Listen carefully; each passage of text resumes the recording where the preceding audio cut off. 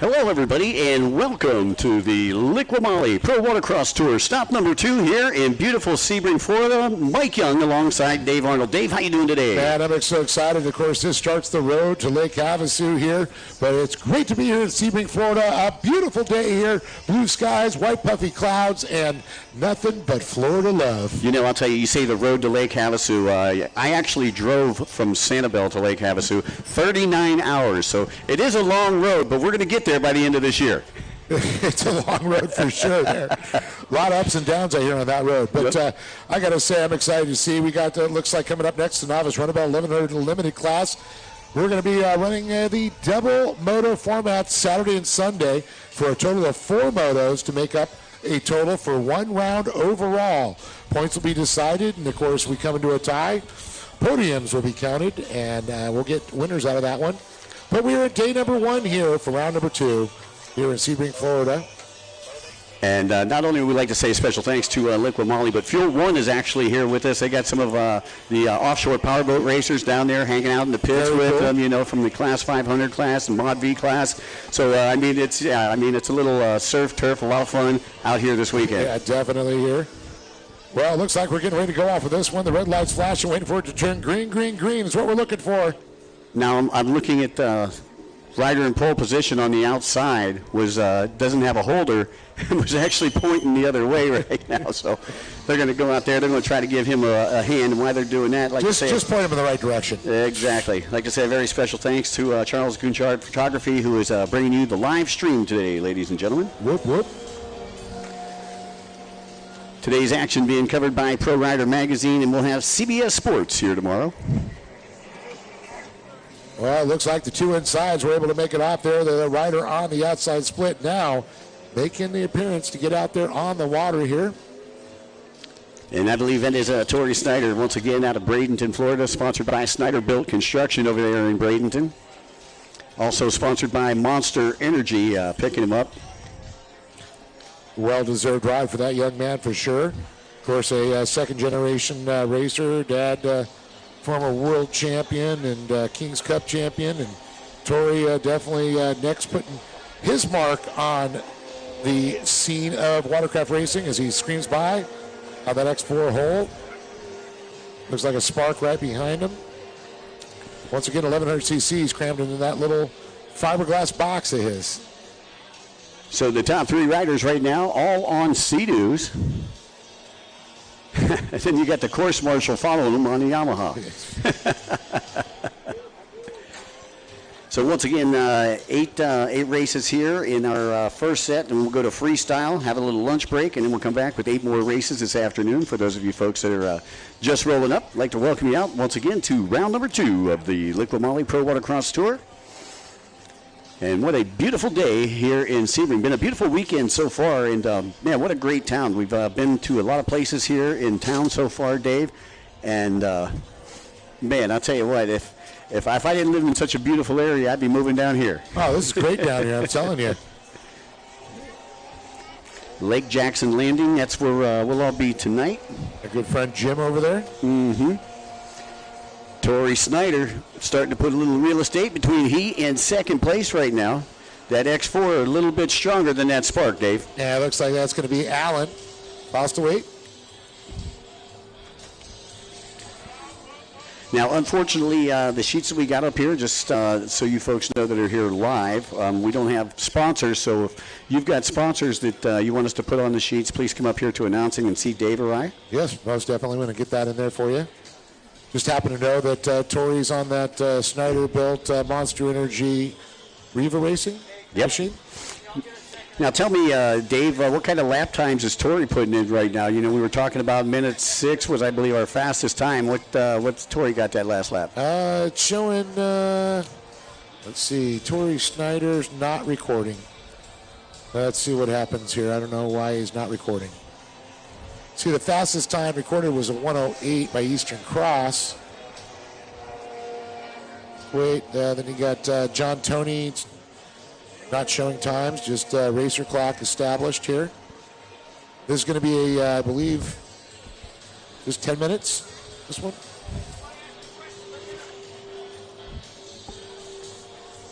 Yeah, it looks like we got just over 7 minutes left to go in this one right here. I can tell you right now, Easton Cross just went by. Seeing Tori Snyder now getting ready to do a little lap of lapping of traffic already, Mike. You know, we got one of our largest classes coming up next. That's the junior ski four-stroke lights. Yeah, 8 riders in that one. It's always a fun class to watch. Yeah, and for those of you folks that may not be with us and maybe just listening to the live broadcast, man, you're missing a great weekend here in Sebring. Did I hear you say you don't have sponsors on our sheets? You do have them? 863, 4 weeks, 863, 4 weeks. Race 6. 863, 4 weeks, that's race 6.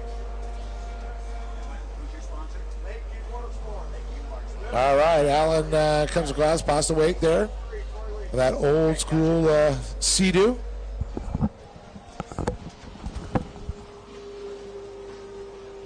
There goes Easton Cross there. A Sea-Doo Spark.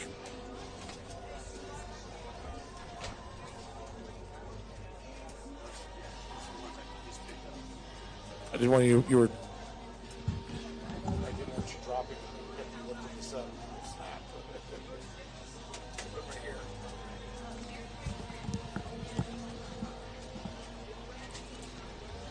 All right, looking for Tori Snyder to come back around here one more time to put another one down. Getting on to close to that halfway mark here. Halfway there, halfway home, as I like to say. As the Monster Energy, Snyder built, Riva Racing Machine. What's his new dumpster company? I believe he's been buying dumpsters and stuff with his company.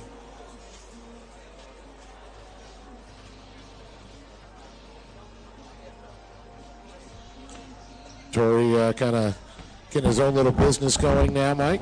Very cool. We're in the Snyder-built Dynasty down there. Yeah, you know, he's got like 50 dump trucks, man. I mean, this guy's doing all kinds of crazy stuff. And he got new dumpsters now, too, making some money on those. Oh, yeah, you know, I mean, it's amazing to see, you know, where everybody comes from in this sport, you know, Yes. because there's just such potpourri of friends that we have out there. I mean, you've got doctors, you got lawyers, you got construction business owners, you know, and then you got guys like me that work at McDonald's. You're trying to say they smell better like potpourri than you?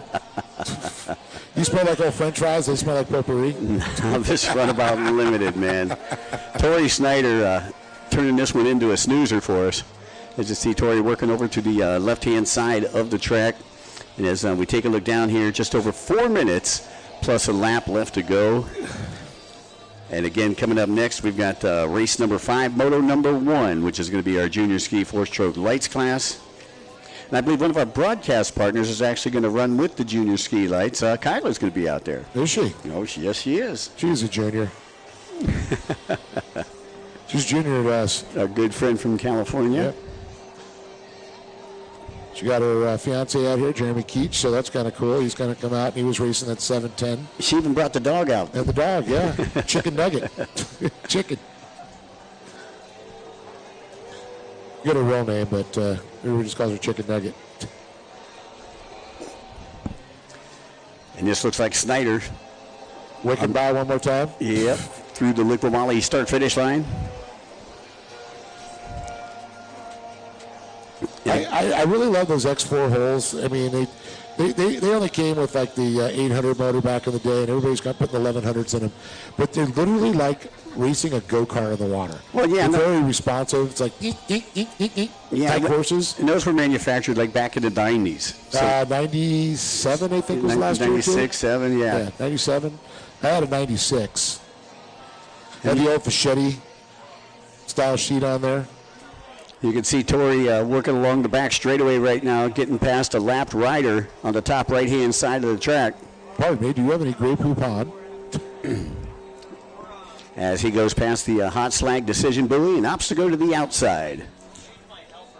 Well, hopefully it's cooled off from now. And of course, we've got the Sure Can makeup buoy that hopefully nobody has to use. going through the Liquid Moly inside split with East Coast Watercross sponsorship there too. A big thanks, of course, again to Terry Hebert and Sean Dudick taking over the reins here at Pro Watercross. Everybody's in the white flag, by the way. Yeah, that's right. Terry just gave Tori the white flag. He's got about 3/4 of a lap to go. If you're looking for your race leaders, at the top left-hand side of the track, as we view it here from the Liqui Moly Tower of Power. Tori now showing some lap time, showing lap times here. Let's see if I can get. Doesn't show his last lap though. I'd like to see because he is literally. He's got to be running sub 1 minute. Yeah, he's definitely the fastest lap time that we've seen so far in our first 4 races here. Tori Snyder, again out of Bradenton, Florida, sponsored by Monster Energy and Snyder Built Construction, as well as Tim Judge Motorsports. Tim Judge, yes, what an incredible motor builder and former and national and world champion Tim Judge. Multi-time, I should say. Here comes Tori, out comes the checkered flag, and he'll clock in another win here in Sebring. Well, that kid's got a lot of notches on his belt with wins. All right, I'm going to run a commercial. Well, folks, don't go anywhere. We'll be A new tour.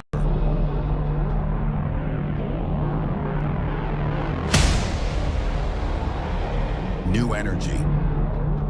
The best riders in the country. All chasing one thing. Havasu. This is speed. This is chaos. The Liqui Moly Pro Watercross National Tour. The road to Havasu.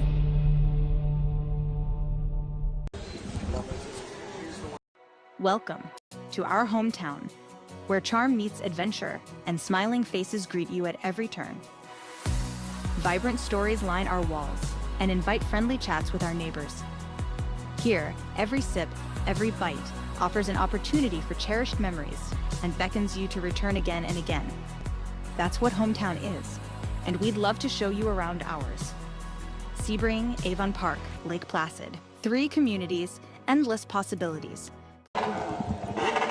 all right, Dave. Give him a little call to order. Getting ready here. Tell him to fire him up there. Someone looking for a 2-minute hold there, looking for a holder possibly.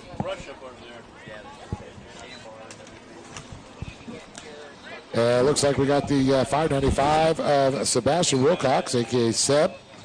On the 114 is going to be Braden Dill. Right, the number 33 is going to be Cash McClure.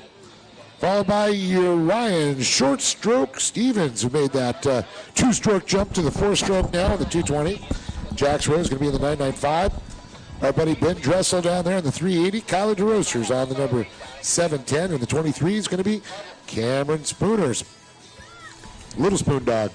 Yeah, you got the short stroke out there, Ryan Stevens. He's out of Mansfield, Ohio, my old neck of the woods. And, well, your fiance's old neck of the woods. Yes, that's right, yeah. Just up the street in Massillon.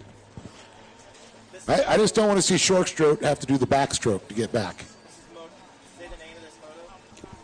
All right, once again, we've got the junior ski 4-stroke lights. Getting up there, heat or race 1. Or actually moto 1 for them. 4-moto format once again, Mike. Yeah, I see junior ski 4-stroke lights. I'm thinking that they may have combined a couple folks with this class. Yes. Because I see Ben Dressel's in this class, Jax Rowe, Kyla's in the class. Ryan. Sebastian. And Ryan's not junior. No. Not anymore. He's the same height. Come on, don't mess with short stroke. Team Reckless Abandonment out there on the starting line. Great group of guys. Oh, yeah. I tell you, man, it's so awesome. Love having them around. Yeah, Jax Rowe now racing for Team Reckless Abandonment. Yeah, I saw that. As well, yep.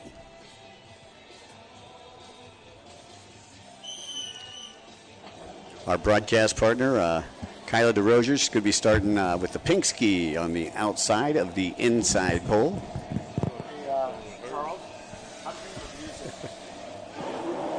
All right, we're going green. And looked like Spooner with a good jump on the inside, Dave. Yeah, that's right. Already with 1 win in the junior class race number 1 of the day. And you can see him riding on the edge there on the inside as he goes to the hot slag turn buoy there. Trying to see who's on the outside. I don't know. I'm trying to get a view here, Mike, at the long eyes. Nice getting his eyeballs, picking them up and taking a look through there. Talked about Spooner to the inside, to the outside would be. That's actually Spooner on the outside. Oh, the outside, okay. And it's Rowe on the inside. Spooner and Rowe. And it's going to be Spooner as they come out of the split section, followed by, I believe that is 33. Is that McClure? That was 93, I believe. Or 23 is. So it's showing Cameron Spooner, Cash McClure, you're right. Mm-hmm. Braden Dill, Jax Rowe, Ben Dressel, Sebastian Wilcox, Ryan Stevens, and Kyler DeRosers. So that's the way they stack up after lap number 1. Dave, how long's our moto for this one right here? This is race number 5. Looking at 10 laps here, my friend. 10 laps? Oh, I'm sorry, 10 minutes. There you go. That's all, folks. ProAm Runabout stock class will be coming up next for those of you listening in on the Liqui Moly live broadcast.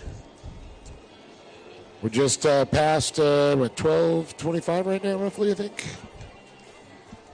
11:36, I'm sorry, 11:36.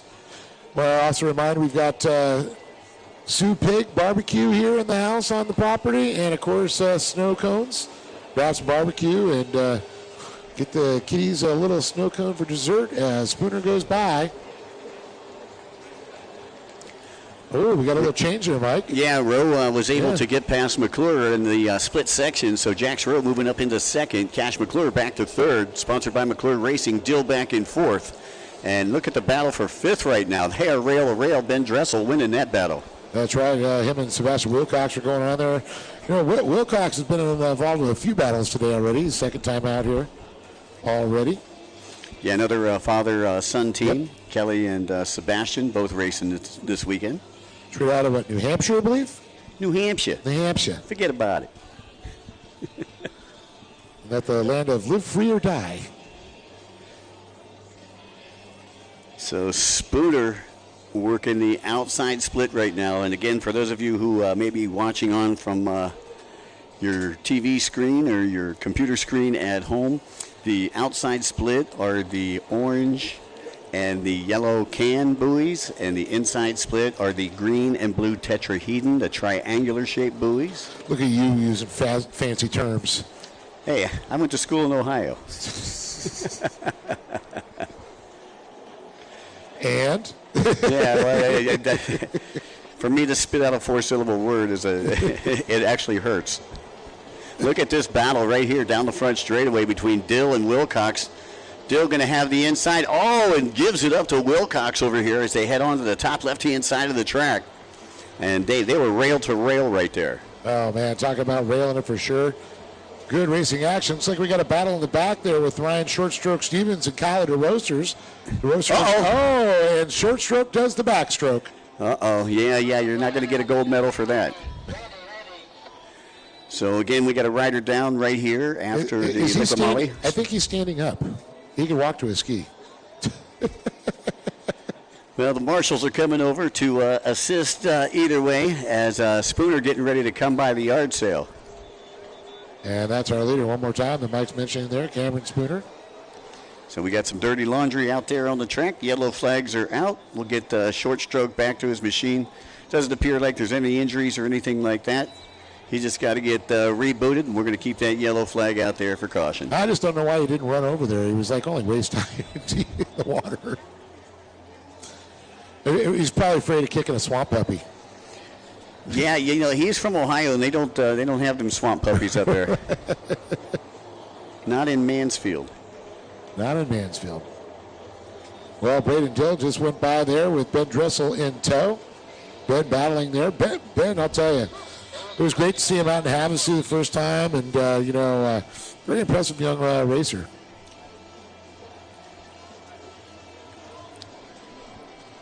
Here comes Rosers, cross the stripe one more time. And she's always in the attack position. Yep.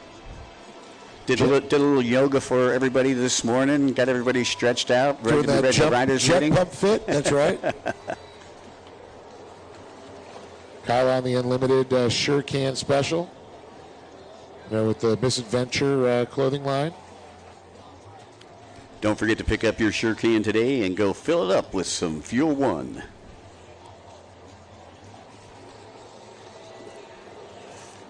There's McClure coming through the start-finish line here. I do believe Fuel One also does offer that non-Iran oil discount, cheaper than anybody else. Gotta love it, gotta love it. And I like the staying power, man. 3 years? Really? Yeah. That's cool. There's Dressel and Dill battling it out there through the Liqui Moly start-finishing line. Dill still winning that battle. Dressel getting out the broom. He's going to sweep hard around the double yellows. Top left-hand side of the track. That's where you'll find the action. Yeah, it looks like Stevens goes by. Yeah, short. Oh, no, the exact same spot. Did his ski shut off there or something? I'm not sure. There must be a wet spot out there. Yeah, I know. He keeps on finding it. It's next to the sippy hole. So the yellow flag's coming out. Short stroke back in the tray. Gets her fired back up. They get back on the gas. Dave, how much time we got left in this one? I'm showing you my clock, 3 minutes, 25 seconds. And coming up next, we've got the ProAm Runabout stock class. And that is coming up next for everybody who is listening in. Got 8 races here in the first half. We got some freestyle in the middle. And I believe we got 8 more races here for the end of the day. And then it's a four moto format. Gotta love it. Yeah. Gotta survive all 4 motos to get that box position. Run 2 today, run 2 tomorrow. And I don't know, I think I'm going to take a vacation, stay here for a couple more days. I may have to change my flight. So is this a time event or is this a lap?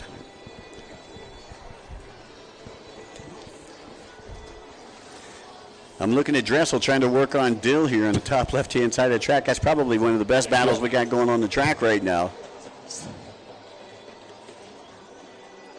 And Jax Rowe's going to go by one more time here, too. And you can see less than a second on that battle as they work on down the back section of the course, working left to right as we view it here. So it pretty much goes up 10 minutes, roughly about a minute.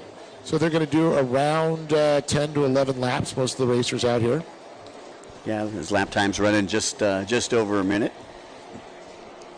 Still watching this battle for 4th place going on the outside split right now, far right-hand side of the track if you're viewing it here live.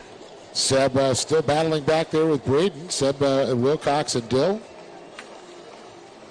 There's Wilcox there. So actually, I believe Braden Dill and Ben Dressel, actually, the battle. Is here they come from that outside split and through the Liqui Moly start-finish line. The 114 of Dill. And then you got Dressel back there on boat number 380.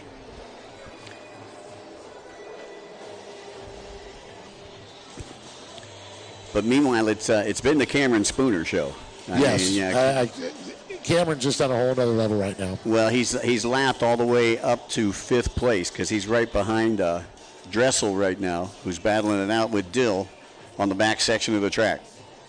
So it's going to be interesting when he gets up there. You can see the sparkly iridescent colors of that wrap on there. It really makes him stand out.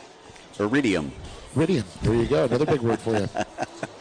Is the iridium using the undulations of the water? That's good. Well, iridium is like it's kind of like it changes colors when when you lean it over. And I think that's a great idea to have your boat painted with iridium because I think that could get in people's heads. Yes. You know what I mean? Was that blue or is that purple? Yeah. Which boat was I? Which boat was I chasing? Yeah. As we get ready to come down the front straightaway again. 4th and 5th place went opposite sides of the split. Dill still going to maintain that 4th place position. Dressel in 5th. And here comes your race leader who takes the checkered flag. Congratulations, Spoon Dog Light. Yeah, he's definitely celebrating that one. Well deserved, Seb. 2nd win of the day. Yep. His dad took a win. So Cameron Spooner, Jax Rowe comes across, finish it out there. Gives him a little high five as he comes by and celebrates, Rowe and Spooner. When you're racing at this level, every second matters, and so does every detail. I trust SureCan, the official fuel can of Pro Watercross, to fill up my jet ski. With the rotating spout at the bottom, I fuel up fast. No more tipping, no more spills. And the thumb control button at the top lets me dial in the flow so I get exactly what I need every time. Fuel smarter, race harder with SureCan.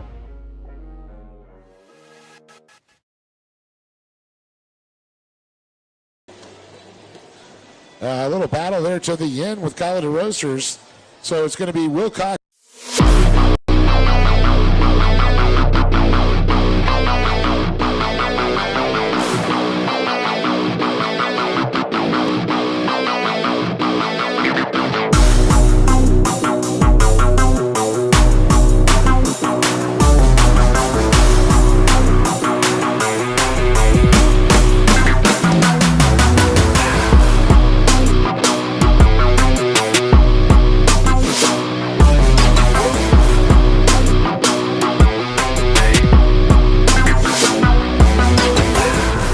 Whether on the streets or the track, our premium oils and additives keep you moving no matter the road. Powered by people, driven by passion.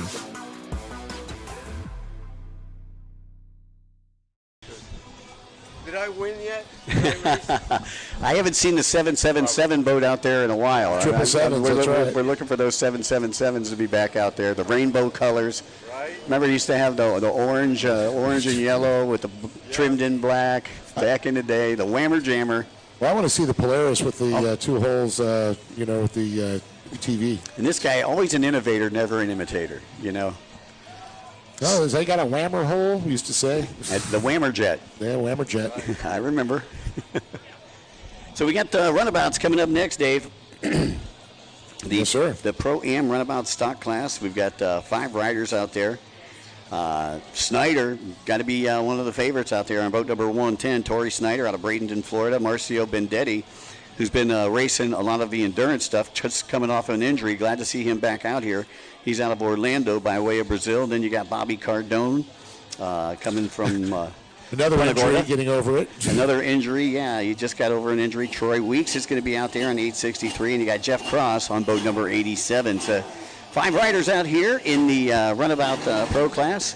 Put your seat backs and tray tables in their upright and locked position because we're getting ready to go pro runabout racing. Oh, boy, I can't wait for this one because, no matter what happens, it's going to be a good show on Monday on the Cardone Corner. There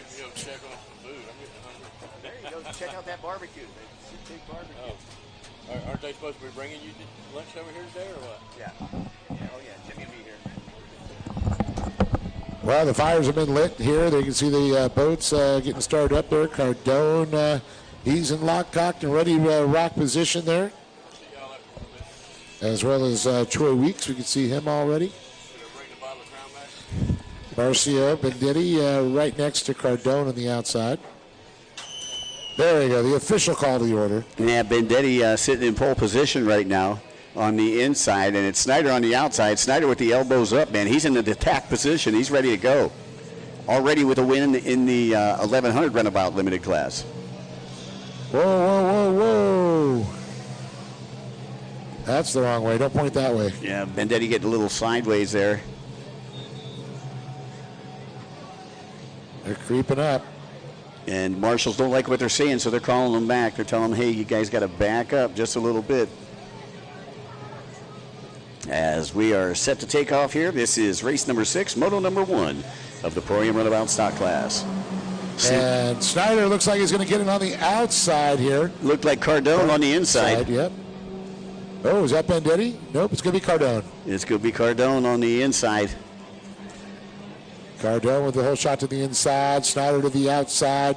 But, Mike, it only matters when they come together. Who gets the official hole shot? Let's see how they come out in this split section right here. Once again, it'll be Cardone coming from the inside, and Snyder around the double yellows right now. He's going to have to drive on the outside, but it looks like it could be Cardone. Here comes Snyder.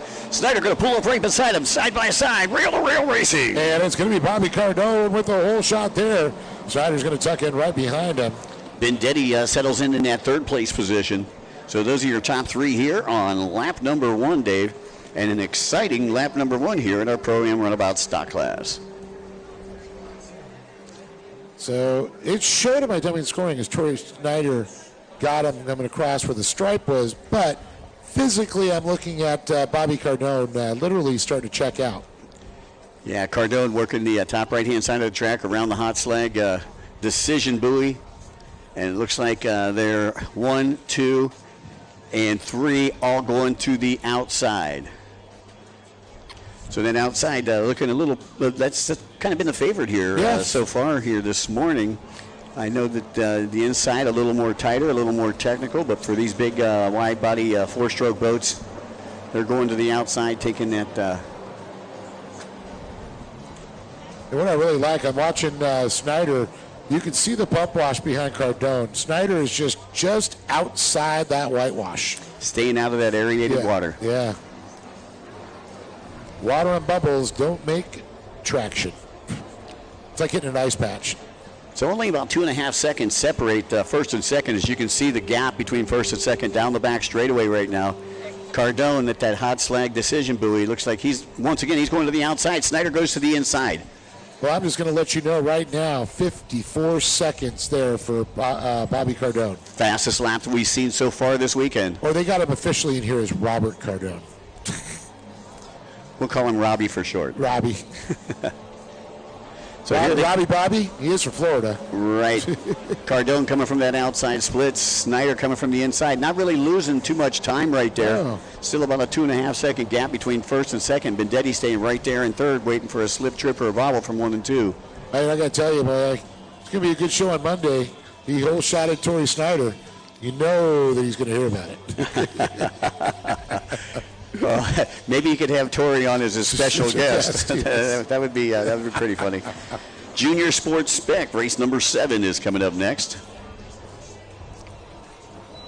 Good times. Hope everybody's having a good time that are listening in on the Liqui Moly live stream. Mike Young hanging alongside my good friend Dave Arnold, who came out from the left coast. Everybody being represented here this weekend. And Snyder once again to the inside split. And Snyder looks like he could have Cardone. Oh, no. He shows him a keel, not able to get there in time, though, as they work their way right to left past the Liqui Moly start-finish line. And Snyder not going anywhere. No, he's starting to reel him in a little bit. Cardone, he's going to have a little lap traffic in front of him. This could be interesting. Well, and the top two have kind of pulled away from the rest of the pack. But as you mentioned, Dave, we've got a lapped rider just in front of them, and a love bug in my eye. Yes. Sorry. Just loves you, Mike. All right, your battle down the back straightaway. Still only about 2 seconds between first and second. Hot slag decision buoy. Both of them going to the outside. How much time we got left on the ticker? I'm looking at 5 minutes, 55 seconds right now. Once again, this is a 10-minute moto plus 1 lap. Alrighty, here come your leaders down the front straightaway. Once again, got a back marker in front of them on the spark, just passing the Liqui Moly start-finish line. And you can see the back marker. He's taking a look around him. Blue flag with a yellow stripe came out. That means that the racers the leaders are encroaching. That you need to move and get out of the way for the leaders. And the spark rider can feel the heat behind him, and it slowed up Cardone a little bit. Cardone now able to get by, as Snyder takes the outside, now able to get by the back markers. That slowed Cardone up just a little bit. Yeah, just enough maybe there, but also just got on the gas. Great acceleration on Cardone's machine there. Some great racing going on here in Sebring, as again they're at the hot slag decision buoy. Your top two going to the outside. And once again, I was really surprised at Torrey, but you know what? He's going to wait a little bit for that possible change up, go to the inside. Snyder's a very smart rider. He's not going to pass during a turn. Yeah, he's going to try to pass you during a straightaway. He's definitely got some fast equipment, as you see him coming down the front straightaway right now, staying just outside the pump wash, being dispersed by Cardone. And it looks like he may have gained about a half a second down that front straightaway. It looks like he was pulling on him. About 2 3/4 of a second gap right now. Some of the riders giving way to the faster moving machines that are coming up on him. I'll tell you what, Cardone looking really good after coming off an injury. Yeah, definitely. I'm actually surprised because that was a rough get-off he had in St. Pete there. He missed New Orleans and the other tour, and now it's great to have him here at Pro Watercross. And look at Snyder closing on that back straightaway. I mean, there's just not enough straightaway for Snyder, it seems like, because he looks like he's got a faster boat out there. But Cardone getting him in those tighter, more technical turns. And I'm wondering if that's a prop set up there, because Torrey has great top end there, but the acceleration part, Cardone, is just incredible. And here come your leaders down the front straightaway. Time starting to tick away in this one. Definitely down to 3 minutes, 35 seconds right now to go on the timer. So Snyder right now, they got another back marker in front of them. We'll see if that slows Cardona down again. As you can see, less than 2 seconds in between first and second place as they work their way through the chicane, backside of the straightaway, or back section of the course rather, headed toward the top right-hand side. And looked like Snyder had to cross over the wave, may have lost about a quarter of a second or so as they hit the hot slag decision-making buoy. Both of them going to the outside. Snyder following Cardone. Snyder's right there, dude. Oh, yeah. He is right there. And, Mike, look at that. We've got a little lap traffic that's going to be coming into play here. You got to wonder, is it going to slow up Cardone? Will it slow up Snyder? As we can see him, he looks over his shoulder. Oh, Snyder trying to get that inside position. Less than a second between first and second right now. And the guys go a little wide there. But you got that right-hander he's picking up right now. Cardone really starting to feel the heat. He's right up in that back tray. He's literally got his foot ready to kick that back door down. Yeah, Cardone got to be sweating like Mike Tyson at a spelling bee. Exactly. Wow, what a battle. Down the back straightaway. Lapper in front of him. That's Snyder on the outside, Cardone on the inside. Cardone with position. Going to try to get to the inside of that lap rider right there. Let's see if Snyder goes to the out. Oh, he's going to go to the outside. He's going to follow him to the outside. Well, he knows a little time there. Still 2 minutes on the clock. That means these riders will probably come by. They might get to maybe one lap. The white flag won't come back until we hit 0. So this time by, the clock will continue. This is one of the best runabout races that I've seen in a long time. And I don't want to forget about back in third place. You got Marcio Benedetti out there in third. Then you got Troy Weeks and Jeff Cross also in the mix. But I think really everybody's just kind of jaw open, seeing Torrey Snyder working on Bobby Cardone. Bobby's no slouch of a racer, but I'll tell you, when you got a Snyder on you, man. Oh, and Snyder sticks it up there at the top left-hand side of the track, gives Cardone just a little bit of breathing room, but he had closed down, man. He was like right in his tray. Oh, he was. He was ready to literally come up there and park it. Great race, top right-hand side of the track. Snyder opting to go to the inside off the hot slag decision buoy. Well, we knew that was coming here sooner or later. 56 seconds, so the white flag will come out for these guys next time by. They've got the checkered. Boom. What? Terry's got the checkered out, and it's a drag race down the front straightaway. Here comes Snyder on the inside. It's going to be Cardone on the outside. Less than a second between first and second place. I guess this was a little bit shorter than what their clock said there was. Well, you know, I would have thrown the white flag anyway, just to see another lap of that, man. That was some great stuff. It wasn't over yet. That's right. And it looks like Benicio is going to come across in third there, and then. And you can see your winners congratulating each other out there, and that's one of the best things I love about this sport, man. They race their hearts out, and then they high five after the race. 4 motos. This was only number 1. Well, you know what he said. He goes, "I gave you one. It's not happening again." So great race there between Cardone and Snyder, and we've got more racing action coming at you. Race number 7 coming up next. That's going to be our junior sports spec class, folks. We'll be back with you in just a couple of moments.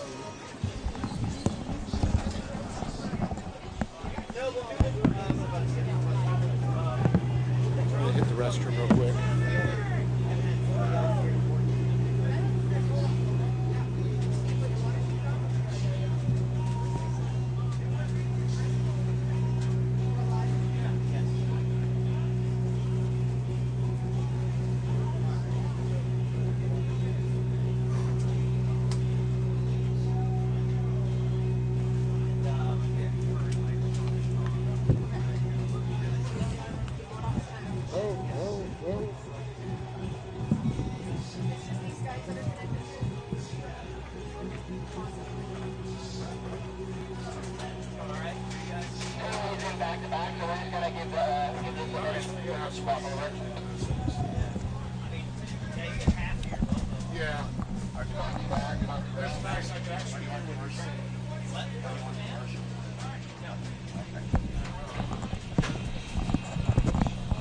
Alrighty, folks, welcome back to Sebring, Florida.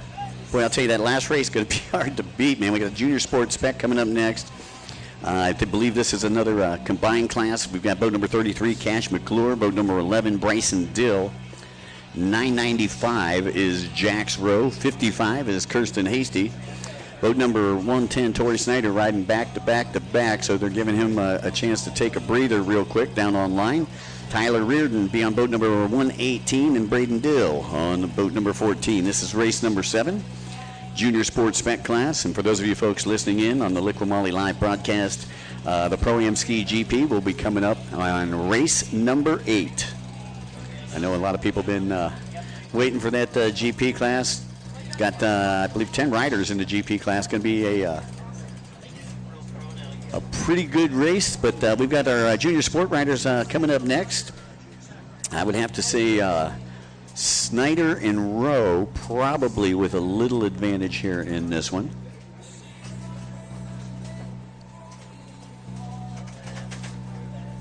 Again, for those of you folks that are here with us live, that are not listening in on the live stream, don't forget we've got Sioux Pig Barbecue out there, serving up some great Central Florida barbecue, and we've got snow in Central Florida. We got a snow cone dealer out there. Stop and cool yourself off, get yourself something to eat, and settle in, because we still got a lot of racing and some freestyle to go today.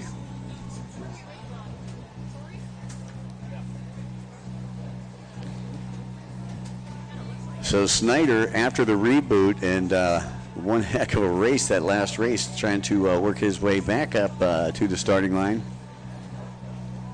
And I believe we've got Reardon just making his way over to the starting line. So once again, folks, we'll be back with racing here in just a couple of moments. For those of you folks that are here live with us, don't forget to stop down right behind us at the East Coast Watercross compound and check out the merchandise booth. We got t-shirts, we got hats, we got hoodies, we got all kinds of good stuff down there, and we got something to fit everybody's budget. We've got some older shirts that weren't bought from the 2024 season, 2025 season. I believe they got some $10 hoodies down there. They got some Jet Tribe stuff down there. So once again, pick up yourself a souvenir while you're out here this weekend. And I'd like to give a shout out in that last race to Troy Weeks, who was on boat number 863. I believe he ended up in 4th place. Sponsored locally by Lakeview Watersports.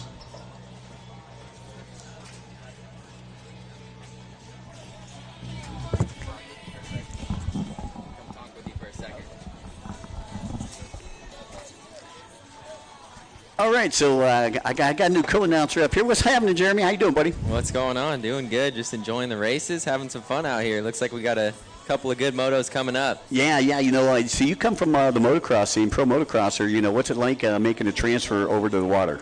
Oh, it's good. It's so much fun. The skills transfer pretty easily, I would say, because you're just behind handlebars, and coming over from dirt bikes to stand-up jet skis, it's a pretty easy transition. So I was able to pick it up pretty quick, and it's real fun. Well, it hurts a little less when you hit the water instead of the dirt. That is true. I have had some pretty crazy crashes on my jet ski where I go flying off at 60 mile an hour, and I'm like, man, I'm glad that wasn't on a dirt bike, because I'd be in the hospital, where on the jet ski, you walk right away just fine. Well, right on. Well, we hope you're enjoying some southern hospitality down here in Florida, as you came all the way from California to be here with us. Yeah, we're enjoying it. Beautiful weather, beautiful lake, clear water. This is awesome. Well, we appreciate you being here, and wish you the best of luck out there on the track this weekend. I seen you out there getting it a little bit earlier. Looks like fun, man. Yeah, we gave it a shot. We were supposed to race the GP boat, but that one broke yesterday, so I hopped on Kyla's 1050 there today, and that race was my first time even riding one of those 1050s, so it took a couple laps to get used to it. But But we started picking it up towards the end of the moto, so hopefully we'll feel better in the next one. Right on, right on. You can hear the GPs getting ready here beside the stage. Yeah, everybody get excited for the next moto after this one, the GPs. That'll be the fun race to watch. So I believe Tori Snyder making it over to the line as we get set to go here for race number 7. This is our junior sports spec class. Again, Cash McClure, Bryson Dill, Jax Rowe, Kirsten Hasty, Tori Snyder, Tyler Reardon, and Braden Dill round out the field. Is Tori literally like 3 motos back-to-back here? Yeah, back-to-back, yeah. Dude's an animal. Well, you know, and he's got to be a little tired after that last moto, man, because he was really pushing Cardone. Yeah, he was. What a great race. I can't wait to get back to the Inn on the Lake to take a look at this one on the live stream. Yeah, I mean, that was just a great race all the way around. And Cardone doing an amazing job being able to hold off the charges there, being thrown down by Monster Energy's Tori Snyder. Multiple classes in this one with the juniors here as we get ready to go off. We are green, green, green. Well, it looked like Dill got a good jump on the inside as he takes a look over. Jax Rowe was right there beside him, and he steals the line away from Jax Rowe as he dips down into that inside split right now. Yeah, so, once again, that's the Liquid Moly inside split with East Coast Watercross. And that's Dill, your leader, on the inside, Rowe in second.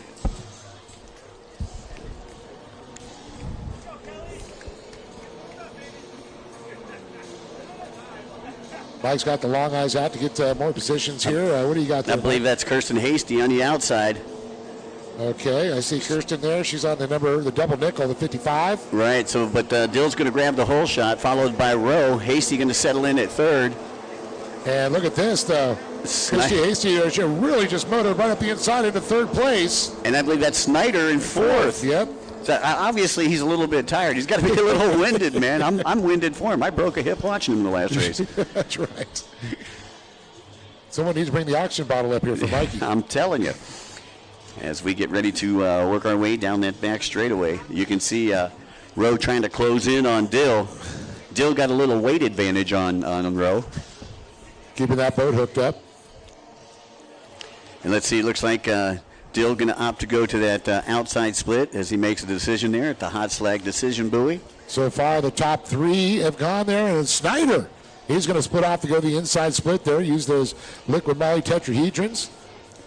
Swinging around there, and then to the East Coast Watercross tetrahedron. You know, and it looks like kind of the inside actually looks a little bit rougher than the outside. Well, it always seems to be rougher because it gets a little slap back from both sides of the track there. It's the inside lane. But look at that, though. I got to tell you, it's good there.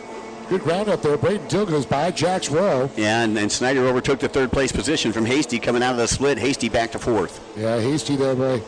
And she had a great move on that start, in the first lap, moving right up there, went from fourth right into third there, using that inside line. Originally a Midwesterner, now living down here in Florida, just like all the smart Midwesterners. Get away from the snow, come to Florida, right? Oh, I'm telling you. California and Florida, always, hey, nicer weather here. Both coasts. Great battle down the back straightaway as Rowe with a pole in the water as he's trying to reel in Dill. Dill out in Naples. His father, a former expert stand-up ski champion. I shouldn't say that too loud, though. It'll go to his head. Yeah, exactly. Keith, a good friend of ours for many, many years. Remember watching Keith down at the Lonnie Kai down in Fort Myers, Florida. Oh, the Lonnie Kai. Oh, what a great place that was. Yeah, it was the only place still standing when they had that hurricane that came through. Everything around it was gone. And look at this. Here we go. Rowe taking the lead. Coming out of that inside split. Made that inside work for him just like Snyder did. Snyder again up into third. Dill back into second. And it looks like Snyder's starting to get a little bit closer. Want to get up in that mix there as he tries to run down Dill at this point. Still a good little gap. Looking at these lap times right here. We're about 108 for Jax Rowe. Braden Dill was a 113. And Snyder a 109. So he is starting to click it up there. But Jax Rowe still a second faster. Well, I'll tell you, yeah, Snyder definitely waking it up as you see him working his way down the back straightaway, trying to reel in Dill. And you can see he's definitely closing on him. We'll see if Dill goes to the outside. Yes, he's going to go to the outside. Snyder dives into the inside.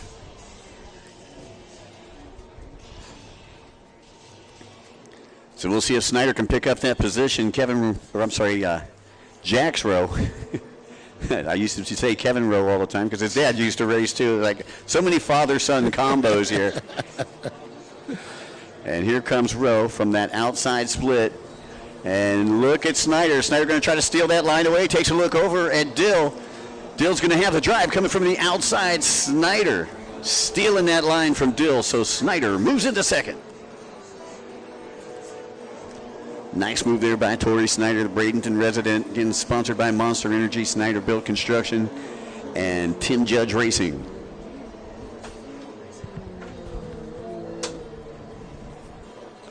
Again, coming up next, for those of you listening on the Liqui Moly live broadcast, the live stream here, ProAm Ski GP will be coming up next, ProAm Ski GP.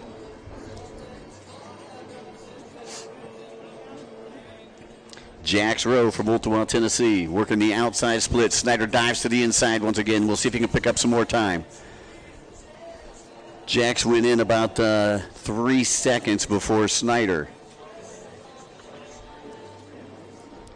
Rowe, what? Here comes Rowe from the outside. Snyder still about 4 seconds off the pace, being thrown down by Rowe.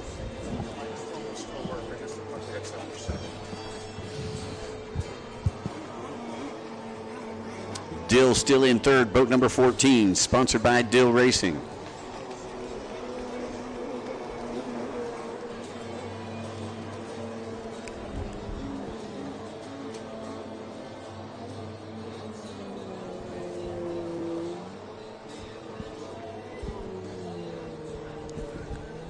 So Snyder now about a second and a half off of the pace that he was throwing down. You can see Rowe going to the outside. Looks like Snyder's going to follow suit, top right-hand side of the track as they work their way on the outside split.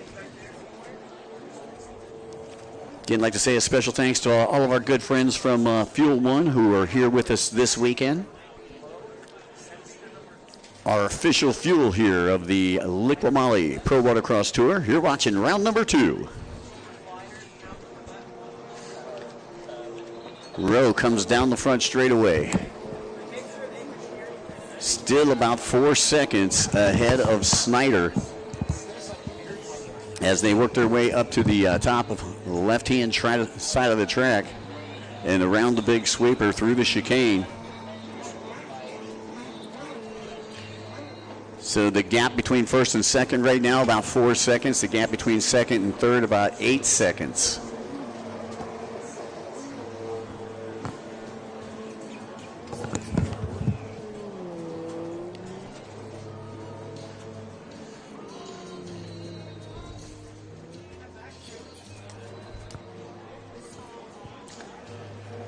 ProAm Ski GP, heat number 1 coming up next. That'll be followed by a little bit of freestyle.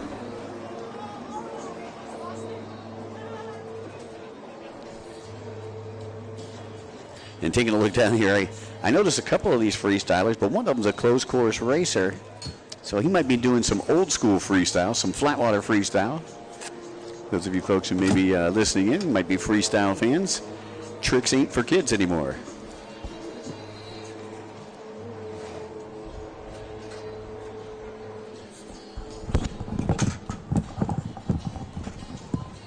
Sorry, I was trying to get the iPad charger, that old one. It just doesn't, that charger didn't work for it, but we'll go get one tonight.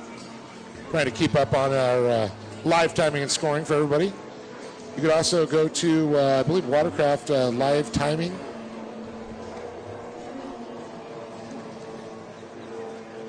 So you go to watercross.livemotorsports.com and you could see all the times there. Plug it in there. We have a live map also on there that could do as well as with the live stream. Speaking of timing, about how much time we got left? I'm looking at 1:25. I see the green flag out there, so the white flag has not flown yet. Get multiple classes out here with the juniors. The good old sport class.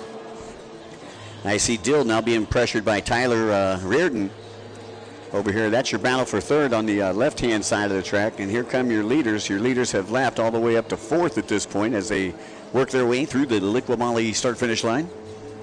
So not too much time left to go for Snyder. And again, you know, he's playing second fiddle here in this one. He's not going to like that. He's not used to working his way up there. Yeah.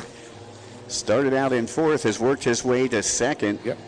But Jax Rose still very consistent out there, looking at 109s. But you know what? Torrey Snyder tore down a second of his time, went to a 108 last time around.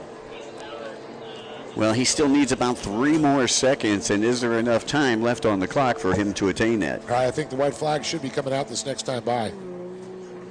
All right, so this time Jax Rowe went to the inside. Yep. So this is the first time he's went to the inside. Let's see if Snyder can make up some time on the outside. I believe Snyder's got some lap traffic in front of him. That's a little rough out there with great lines through the inside. They're looking at the dock now to see if that white flag is going to come out or not, Mike. Time has expired. And here comes Rowe down the front straightaway. White flag comes out for Rowe. Snyder able to get past one of the lappers. So they've lapped all the way up to third place, Dave. And it's going to be interesting. Rowe now has a lapper right in front of him as Snyder continues to hound him down here with the right-hander, sweeps it out long, jumps across the wake there, and you can see Snyder right up in his tray. Oh, and look at that, man. That back marker is kind of slowing down Rowe just a little bit. I believe that's Dill, who's in third place, who was actually battling with Rowe earlier in this race. And the cross-ups there, moving in there. Snyder getting caught up in it, trying to get away from it. Snyder doing everything he can down that back section of the course as they try to lap Dill right there. They've lapped. Dill does not want to back off. Let's see. Snyder dives to the inside, follows Dill on the inside. That's going to slow him down just a little bit. And Snyder's going to go around the outside here, try and sweep the turn here. Look at this. The pass by there. He gets by him, so he's to the inside. Here comes Rowe. Oh, it's going to be a drag race as soon as they exit the split. Here comes Rowe. He'll be coming from the outside. Yellow boat on the outside. Here comes Snyder, the 110 on the inside. And it looks like Rowe going to have the drive coming from the outside. Jax Rowe way on the back of that ski right there, and he will take the win, Dave. Yeah, that was a rough one there. Snyder comes across second. He got caught up behind Dill at that point, who still battled with him. But I'll tell you, he fought his heart out coming through there. Great racing here in Sebring. You're watching the Liqui Moly Pro Watercross round number 2, folks.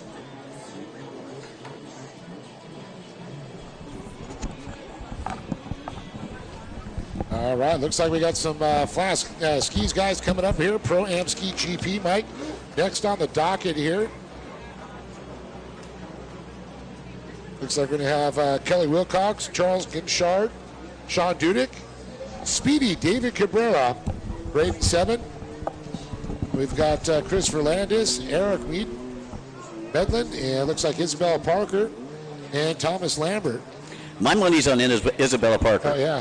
I'm always good with Isabella because she was kind of a West Coast person. You know, she moved to Florida, her and Chris now, and it's kind of cool. But, man, always coming out there, his family, family, Ronnie and all the rest of them. Now, the last time that this class met, Chris Landis looked really fast, and then out in Texas, he's not here, but Jules looked really fast. Yeah, where's Hopkins? I'm not sure where Jules is this weekend, but he looked really fast in Texas. So I look for Landis. He's definitely going to be up there in the front, and Isabella probably going to be up there in the front as well. Speedy could probably grab the whole shot for sure. Now, also let's point out Sean Dudek, Texas. Yeah. Whole shot, led for a while, won a couple of them, ended up getting edged out. But he could be, and I just heard he's putting fuel 1 in his boat. He's putting fuel 1 in his boat, and he's asking for a 3-minute plus 1 lap. That's right. Instead of a 10-minute plus 1 lap. And you can hear how aggro these GP boats are. This is the last closed course moto of the morning session. Up next, a little high flying action on the freestyle. I haven't heard anything about a lunch break. Not sure if we're taking a lunch break or we're just going to Oh, run we right are through. definitely. We got to go visit our good friends over at Sue Pig Barbecue. Sue Pig Barbecue is in the house, and then I got to cool off with some snow in Central Florida, man. They got some really good snow cones back here. Beautiful day here in Sebring as the GPs are coming to the starting line. Dave, I'll tell you, the smell of race fuel is in the air in Sebring once again. That's right. I'd like to welcome all the race fans here in Sebring, all the local fans. I know that we're talking live to a lot of people, but There's a lot of people all hanging out down there. I was just checking it out. Just went down there and used the nice facilities here. I had to go visit the little broadcaster booth. right, exactly. I heard it's 110 in the little broadcaster booth. It's actually really nice over there. They got a very nice facilities here. Yeah, I'll tell you, we'd like to say a special thanks to Visit Sebring. I mean, these guys and gals have really rolled out that proverbial red carpet for us, Dave. And we've had a great time so far. I mean, the Inn on the Lake, beautiful place. Chicanes last night, for a little bit of nighttime fun. And of course, and then, of course, you can't forget about our good friend Jim Jordan over there. Oh, yeah, Jim's a peach, man. Love that guy.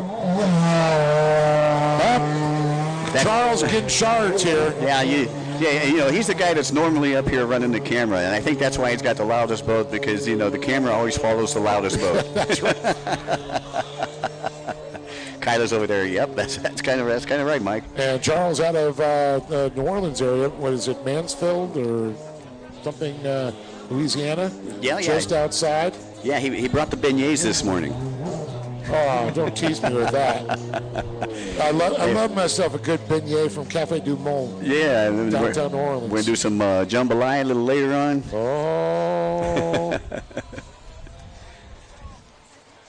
All right, so once again, the GPs are coming to the line. Now, it looks like we have a lot more listed here than what we've got down online right now. Well, there's some of these guys taking a little time here.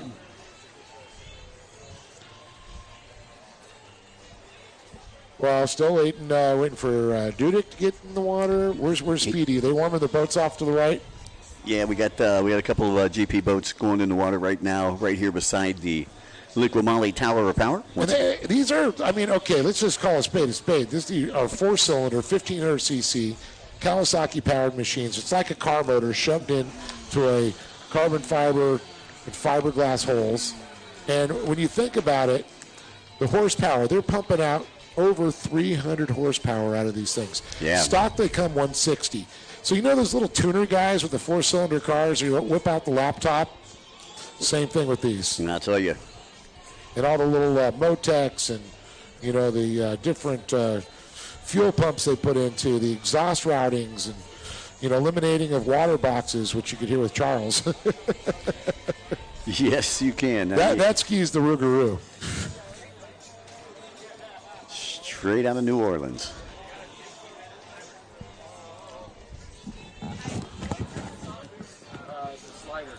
All right, folks. Once again, be just a couple of moments before we go racing here. I see Landis down here in front of the stage.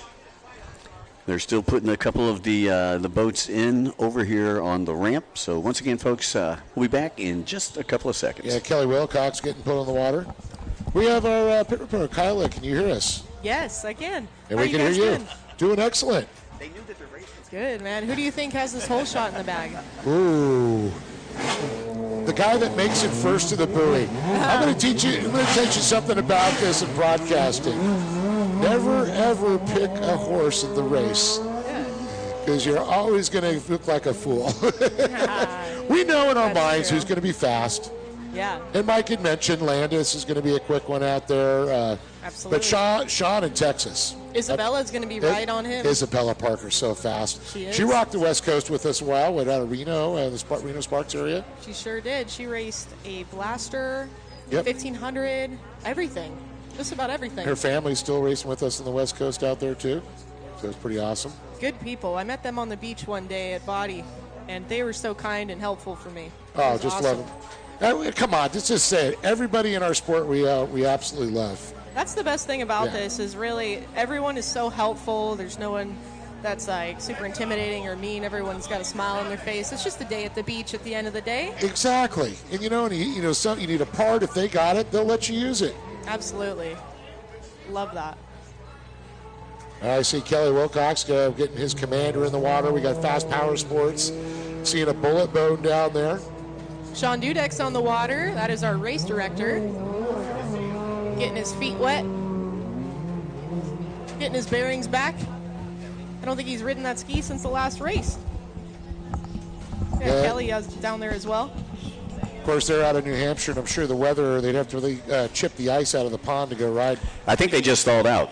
Yeah, They're sweating out here, that's for sure.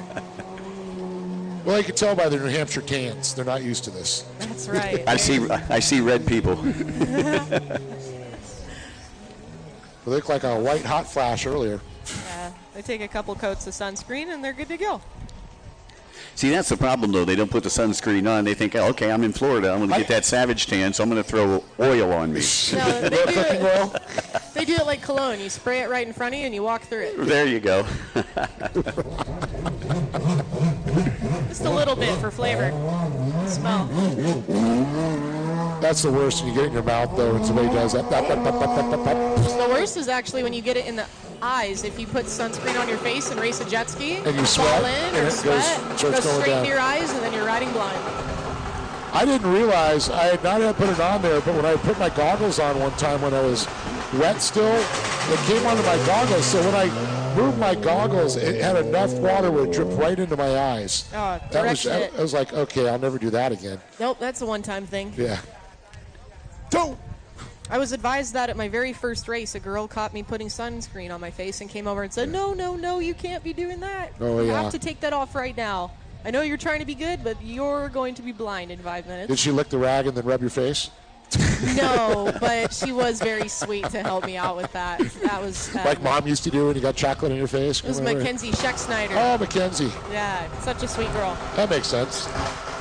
My very first race out in Parker on my 550, she knew that I was going swimming and wanted to help me out. Your competition. All No, just right. kidding. You got Sean Dudek doing some arm swings, getting a little warm-up going.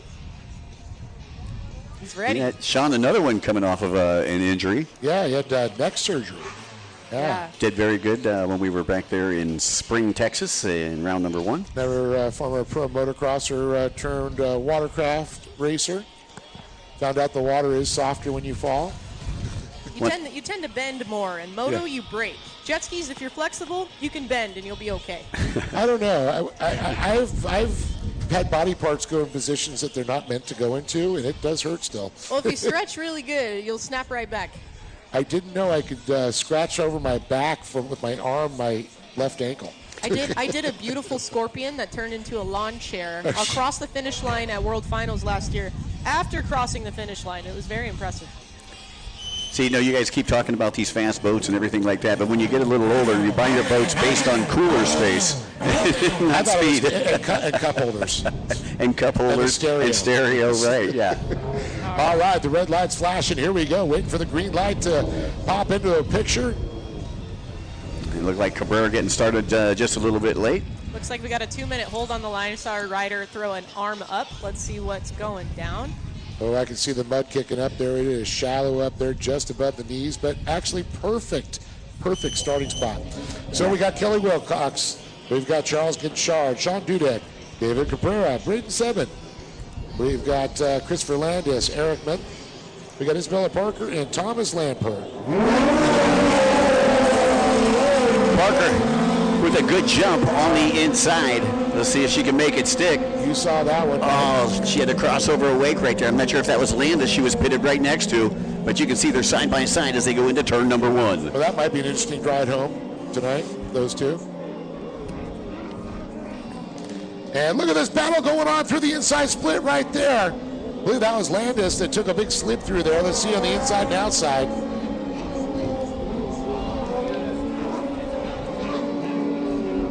Alrighty, here we go down the front straightaway, and it looks like it is going to be Speedy. Is that Speedy? Yes, it is. Speedy Cabrera.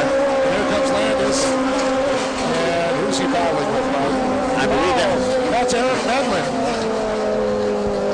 So it's Cabrera, Medlin, Landis, Kinshard, followed by Brayton Seven, Thomas Lambert, Kelly Wilcox, and it looks like Sean Dudek. And where is Isabella? Wait a minute. Oh, she went down. Oh, she was one that went down in the inside split. Yes. Tough break for Isabella right there. So Mike taking a look now at her timing and scoring there. And Mike, I think you might have called it. And David Cabrera. Speedy. Yeah, Speedy Cabrera with the hole shot. He's been the hole shot king, so far in 2026. And he does those Cabrera tunes down there in South Florida. So fast. One of the sponsors here of the event. And I'd love to get his data feed into our stream. And there goes Cabrera through the Liqui Moly start-finish line, starting to work on that lead right now. And I believe that's Seven coming up, trying to work his way into second place. Eric Medlin right there, Landis right there, Goonshard back in fourth. Medlin on that 98 that you talked about there.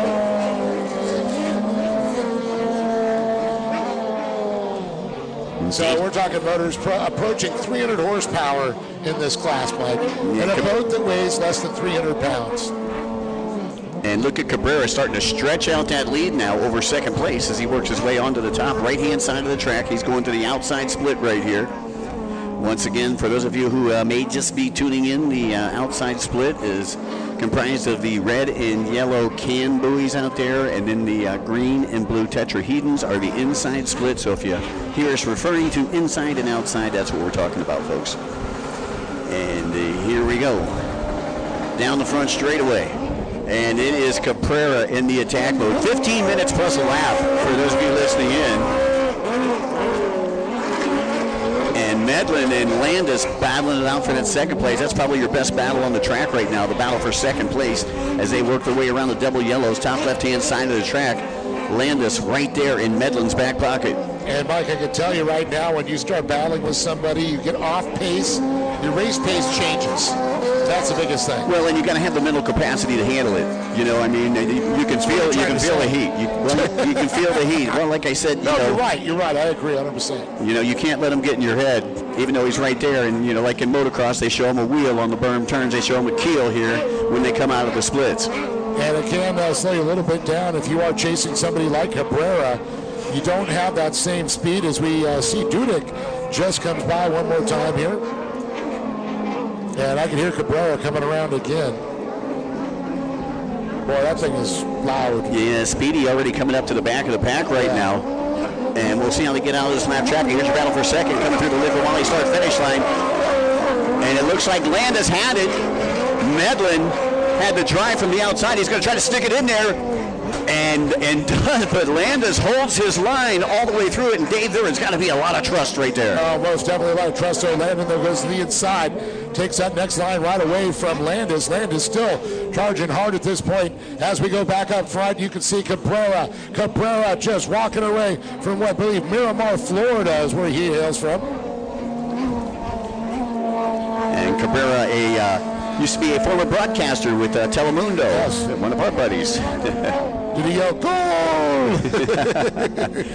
Well, it looks like your leader going to the outside split, trying to dispose of some lap traffic over there. Second and third, once again, I believe, splitting. There goes Lambert through the start-finish line. And there's Isabella Parker through the start-finish line, Dudek through the start-finish line, and here come your leaders. And look at this. Is that Landis? Landis has just moved into the lead in front of Cabrera. And I knew that was a matter of time there. Landis, of course, I'd say just a few days younger than David Cabrera. Yeah, maybe about 30 years. Yes. I was giving him 30 days. So your leaders working their way through lap traffic on the back section of the track right now. Still a lot of time left to go in this one, Dave. Yeah, so it's Christopher Landis, David Cabrera, followed by Eric Medlin, Seb there, and followed by, I believe, in fifth place, Charles Ginshard. Kelly Wilcox going to be in sixth with Thomas Lambert seventh, Isabella Parker, and the Dudek, Sean Dudek. Charles, I'll tell you, that bullet machine definitely turned it up there. Charles Ginshard, one of our other broadcast partners up here in the booth for most of the day. We're calling part-time. Part-time. Part-time. Hey, come on. You got to remember back in the day when Mahler and I would go work. We would race, and then we'd switch, and he'd go be the race director or the starter out on the water or a course marshal. And then I got a moto, got to go back in. That's kind of what Sean and Charles are doing. So I believe, it's still Landis, Cabrera, Medlin. That last time around, Landis with a minute and 3.343 lap time. That is fast. That is just blistering out here. Considering the pro runabouts were 56, 57, just shows you. It's up to 70 miles an hour on these things. I think one of the commanders clocked out. They said it's 78 one time. Wow. But you're never going to see that in a true race condition at this point. I was going to say, was that owned by Steve Webster? It was, Mr. Commander himself. Now, I've seen average 73, 74 miles an hour. But the average, Joe, 68, 70. Now, you're doing that on a stand-up? That is just plain nuts. Well, we have some yellow flags out on the track, and it looked like we had a rider that went down just before exiting that inside split. I think that rider was Johnson City's Thomas Lambert. Lambert back up into Trey. Yeah, Lambert running in that P8 position now. And we're waiting for P1 to come by one more time. It's going to be Christopher Landis. As we just saw, third place, 7 comes by. Yeah, Landis and Speedy Medlin, 1, 2, 3 right now. On a beautiful day here in Sebring, Florida. And Dave, it looks like the wind is actually starting to pick up here in Central Florida. No, I just want to put, I do believe it's going to get a little bit choppier out there. But I just look, Landis, fastest lap time so far, 102.387. Wow. He is definitely hauling the mail at this point. Hauling donkey for sure. As I believe that is him that's getting ready to exit that inside split right now. That is your race leader going past some lap traffic. I believe he's getting ready to get past Gouchard on the bullet right there. Gouchard takes a look over. He's like, hey, is that the leader? I'll just stay out of his way. I still want to go fast here. He sweeps around, takes the inside line away from Gouchard there. Landis gets right by there. Another lapper down there. As we look back to second place, Cabrera, as he comes across strike. Landis starting to pull away just like Cabrera did the first part of the moto. Yeah, now you got a back marker in between first and second place. Medlin, what was that last lap time for Medlin? Looked like he fell off the pace about a second or two. He did, 114. Definitely off.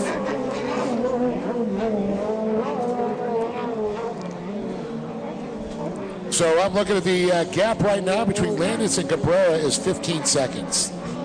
Wow. 7 is 4 seconds behind Cabrera. Landis got by, man, and he's hasta la bye-bye.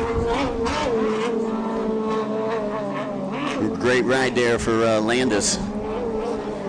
Sponsored by Mark Landis Racing and Riva Racing out of South Florida. As you see your race leader go by the Liqui Moly start-finish line once again. Now I'm looking for Cabrera. Looks like he's getting ready to come out of the split section right now. So you got 1, 2, 3 back markers in between first and second place. Medlin still in third. Landis on a whole nother level at this point.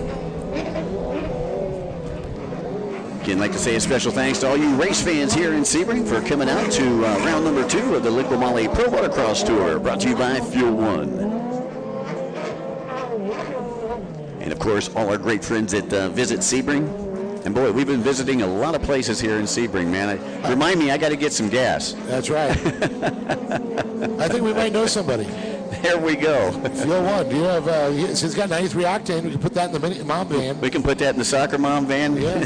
Head back to Orlando.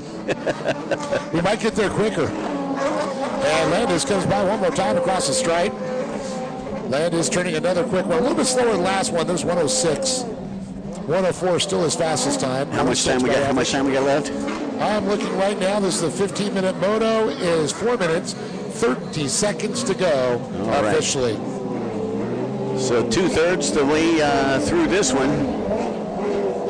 As your leaders second and third coming through. Cabrera, Medlin not going anywhere. He's staying right there behind Cabrera. Only about a 3-second gap between second and third right now. That's your best race on the track. And he's staying very consistent. You're right. You pointed that out there. I do agree with that fact.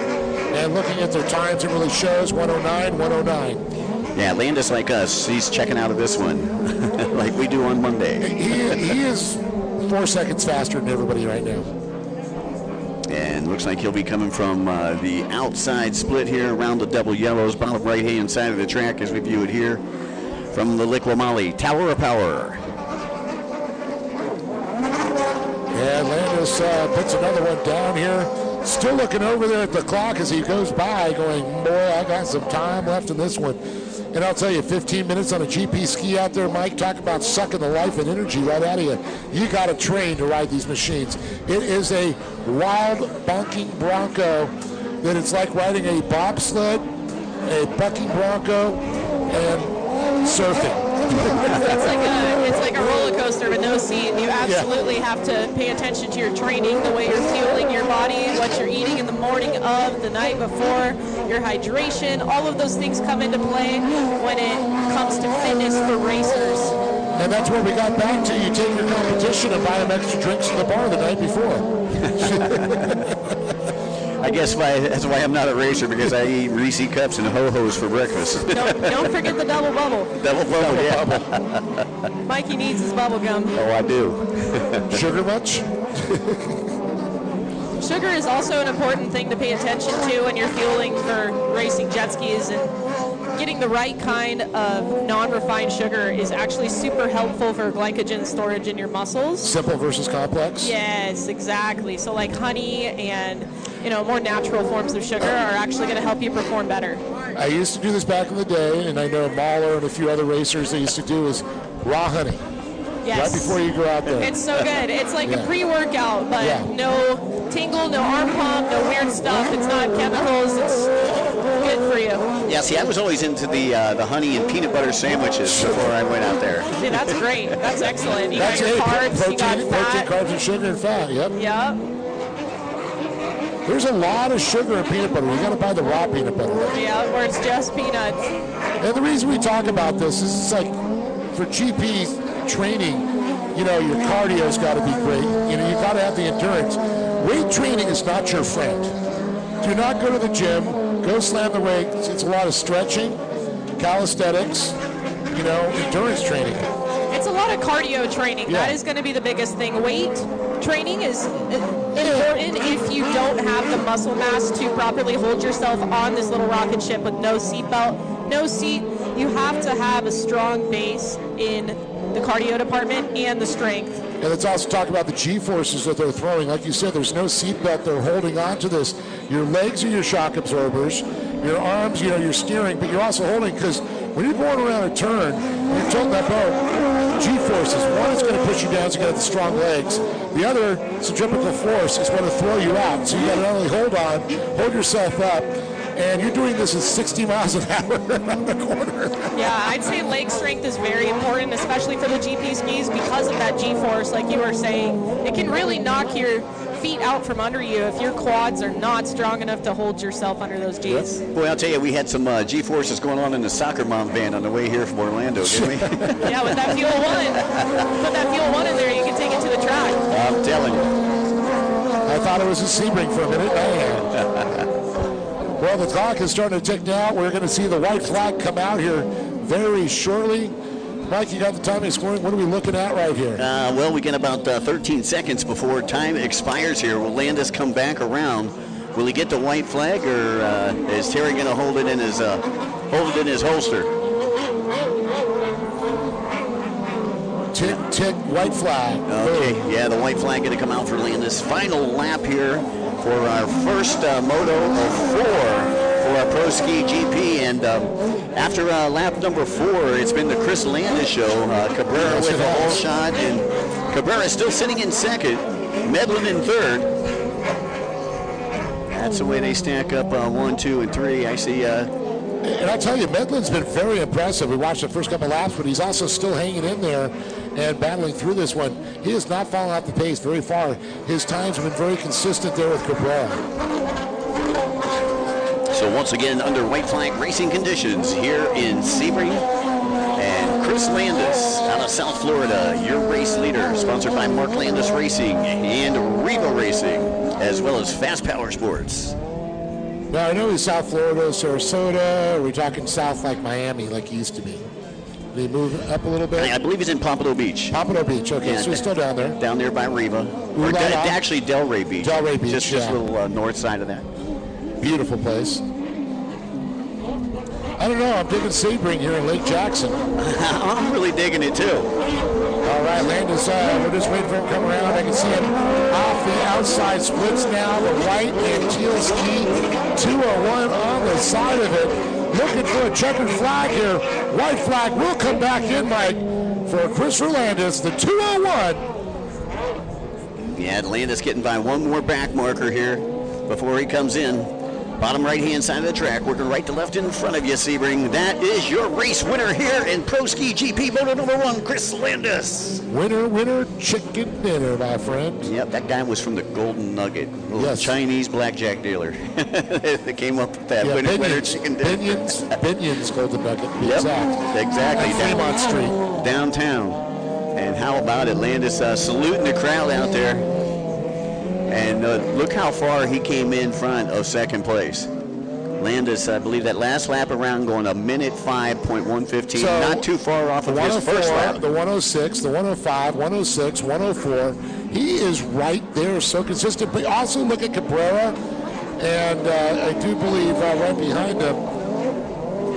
That's Cabrera right there. It's Seven. Where's Seven? Seven comes by.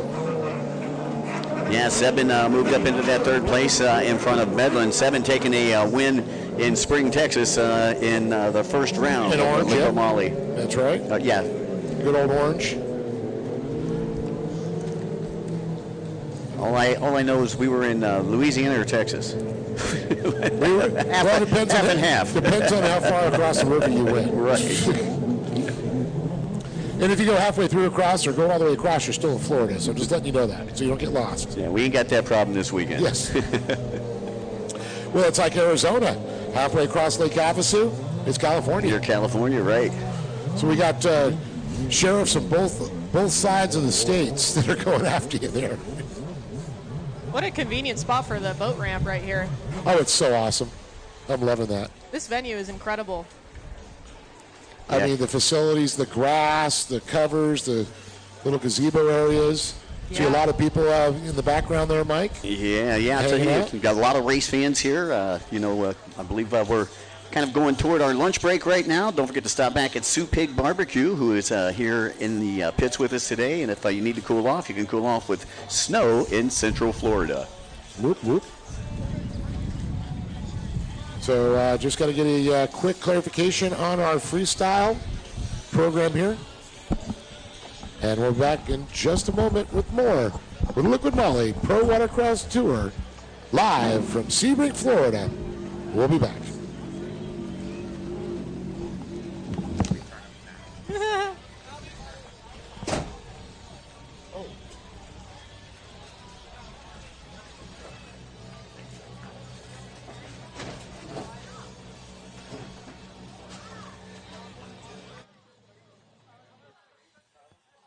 Yeah, thank you.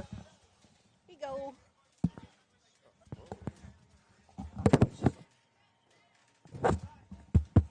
Check, check, check.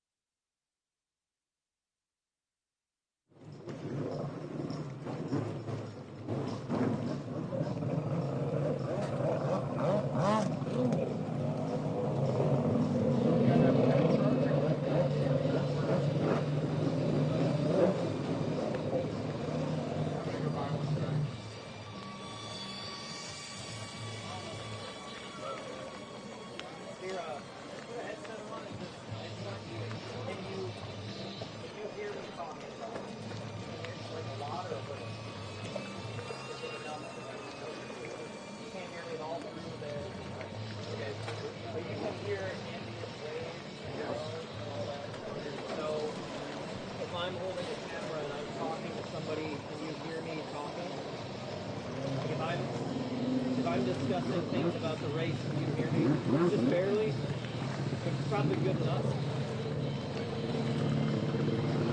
You're just here talking. Can you hear me discussing like fixing the camera and stuff like that? Then I'll leave it. I'll leave it like that. You guys are so much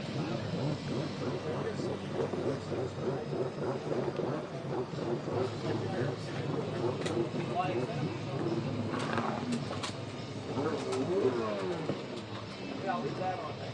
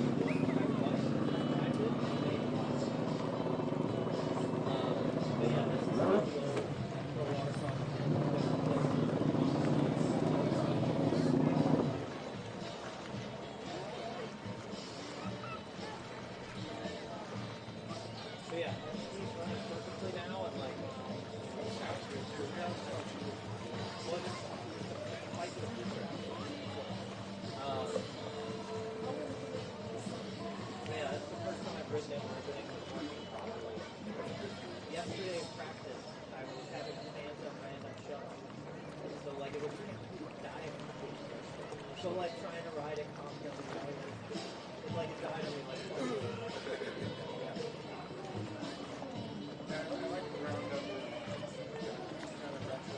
well, and the crooked one on the front is the same way they would do it based on where your sword is out, which is opposite of this one.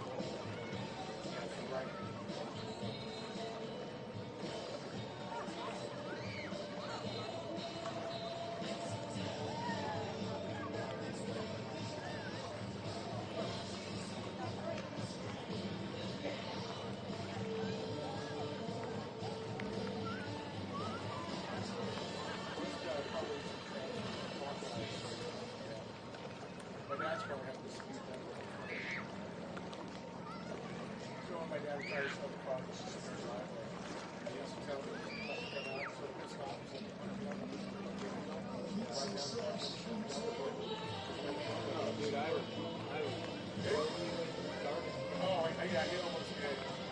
Hey, Bobby, saw those stress cracks on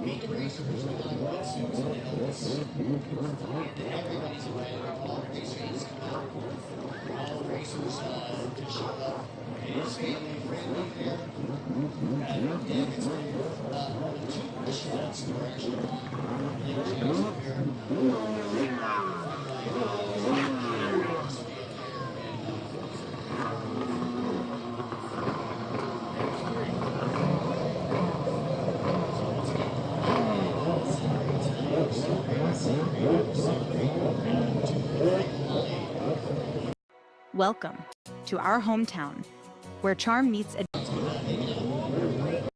Welcome to our hometown, where charm meets adventure and smiling faces greet you at every turn. Vibrant stories line our walls and invite friendly chats with our neighbors. Here, every sip, every bite offers an opportunity for cherished memories and beckons you to return again and again. That's what hometown is, and we'd love to show you around ours. Sebring, Avon Park, Lake Placid. 3 communities, endless possibilities.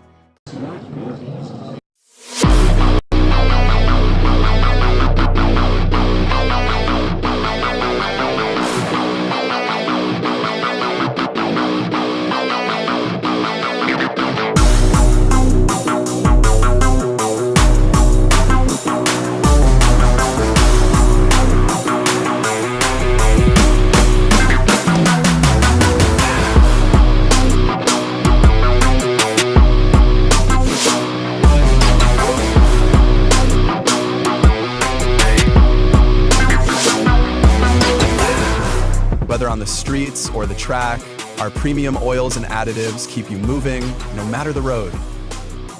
Powered by people, driven by passion.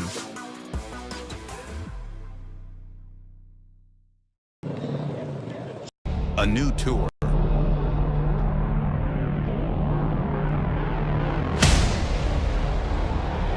New energy. The best riders in the country. all chasing one thing. Havasu. This is speed. This is chaos. The Liqui Moly Pro Watercross National Tour. The road to Havasu. When you're racing at this level, every second matters, and so does every detail. I trust SureCan, the official fuel can of Pro Watercross, to fill up my jet ski. With the rotating spout at the bottom, I fuel up fast. No more tipping, no more spills. And the thumb control button at the top lets me dial in the flow so I get exactly what I need every time. Fuel smarter, race harder with SureCan.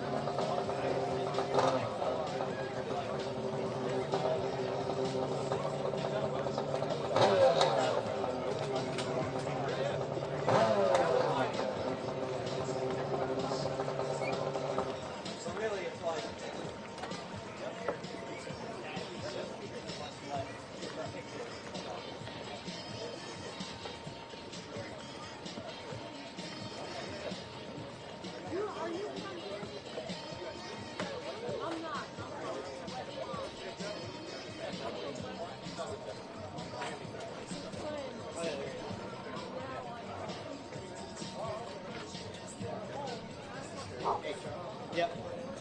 Yeah, let me turn y'all back on. It was getting rainy out there.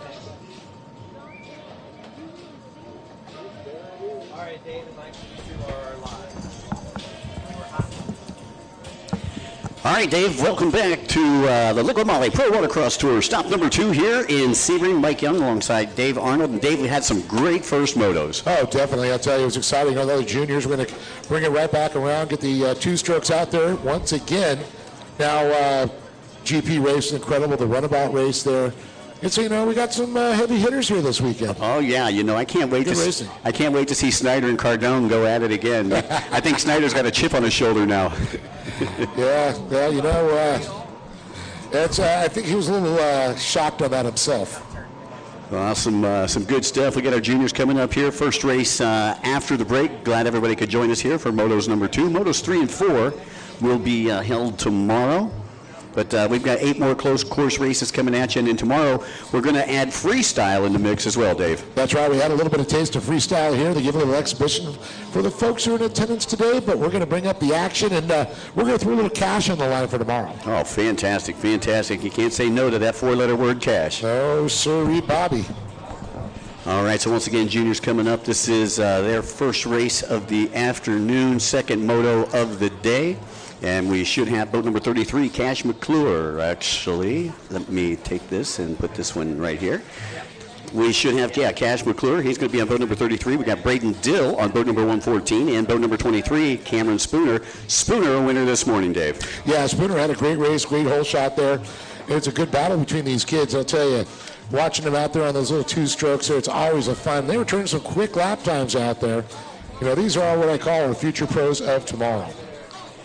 And Dave, while we have the opportunity, before we get racing here with the second half of the day, I'd like to say a very special thanks to all of our great sponsors who helped us out here with round number 2, the Liqui Moly Pro Watercross Tour. Of course, Liqui Moly, 10mm photo, 139 designs, 595 handling solutions. Steve Hotchkiss over there at Beer Dart, Aerial Flicks, Cabrera Motorsports, Young Guns Program, Charles Goonchart Photography, Jet Tribe, Factory Fade, Global Integrated Technologies, Jet Pump Fit, Hammerhead Tactical, the Hot Slag Company, the IJSBA, Commander Industries, Works Components, Aloha Medical Services, Moto Option Clothing, No Limits Metalworks, Pro Rider Magazine, Short Block Technologies, Shorecan, Visit Sebring, Fuel One Solutions, Airstream Ventures, Bomber Eyewear, which I'm wearing my Bomber Eyewear, and Lake Jackson Landing Waterfront Dining, which we're going to be at tonight, making a special appearance, 7 to 9. We invite everybody to come out with us. Yeah, come down and hang out for us, and so great to see. And of course, thanks to my good friend Tommy the Bomber Bonacci and Jason Rivera for hooking us up there. Jason, the bearded bomber himself. You know, that's what we call him. But Tommy's one of the guys started. You know, jet skier, he goes, hey, I keep on losing my glasses. How do I keep from losing my sunglasses? I'll make them float. We use lots of foam in jet skis. I could find a way to go do it. He used to put hydroturf, you know, on the side. On the sides of them, yeah. Yeah, that's how it all started. Now it's all custom, proprietary to his glasses now, and he owns the patent on it. Yeah, you know, in Bomber Eyewear, before Bomber Eyewear, I cannot tell you how many pairs of Gators, Oakleys, and so forth are at the bottom of the ocean. You know, because, you know, you go out there, you go jet skiing, and nobody ever wore that strap around the back of your head, you know, because it didn't look cool. And so you go out there and you hit one wave and off go your glasses, and you're trying to swim to Davy Jones' locker to try to pick them up. I never did that until I got prescription glasses, and then I had to wear it, and then of course you get prescription goggles. But Tommy, if you want to get prescription bombers, he can make it happen. Fantastic. You send a prescription to them, and they'll let you pick out the frames, and they give you a price, and they'll ship them right out to you. And you know, winner. You must get an eye exam first, and it must be within that year to be current. Right. I know. I think I sent mine in 3 years too late. Yeah.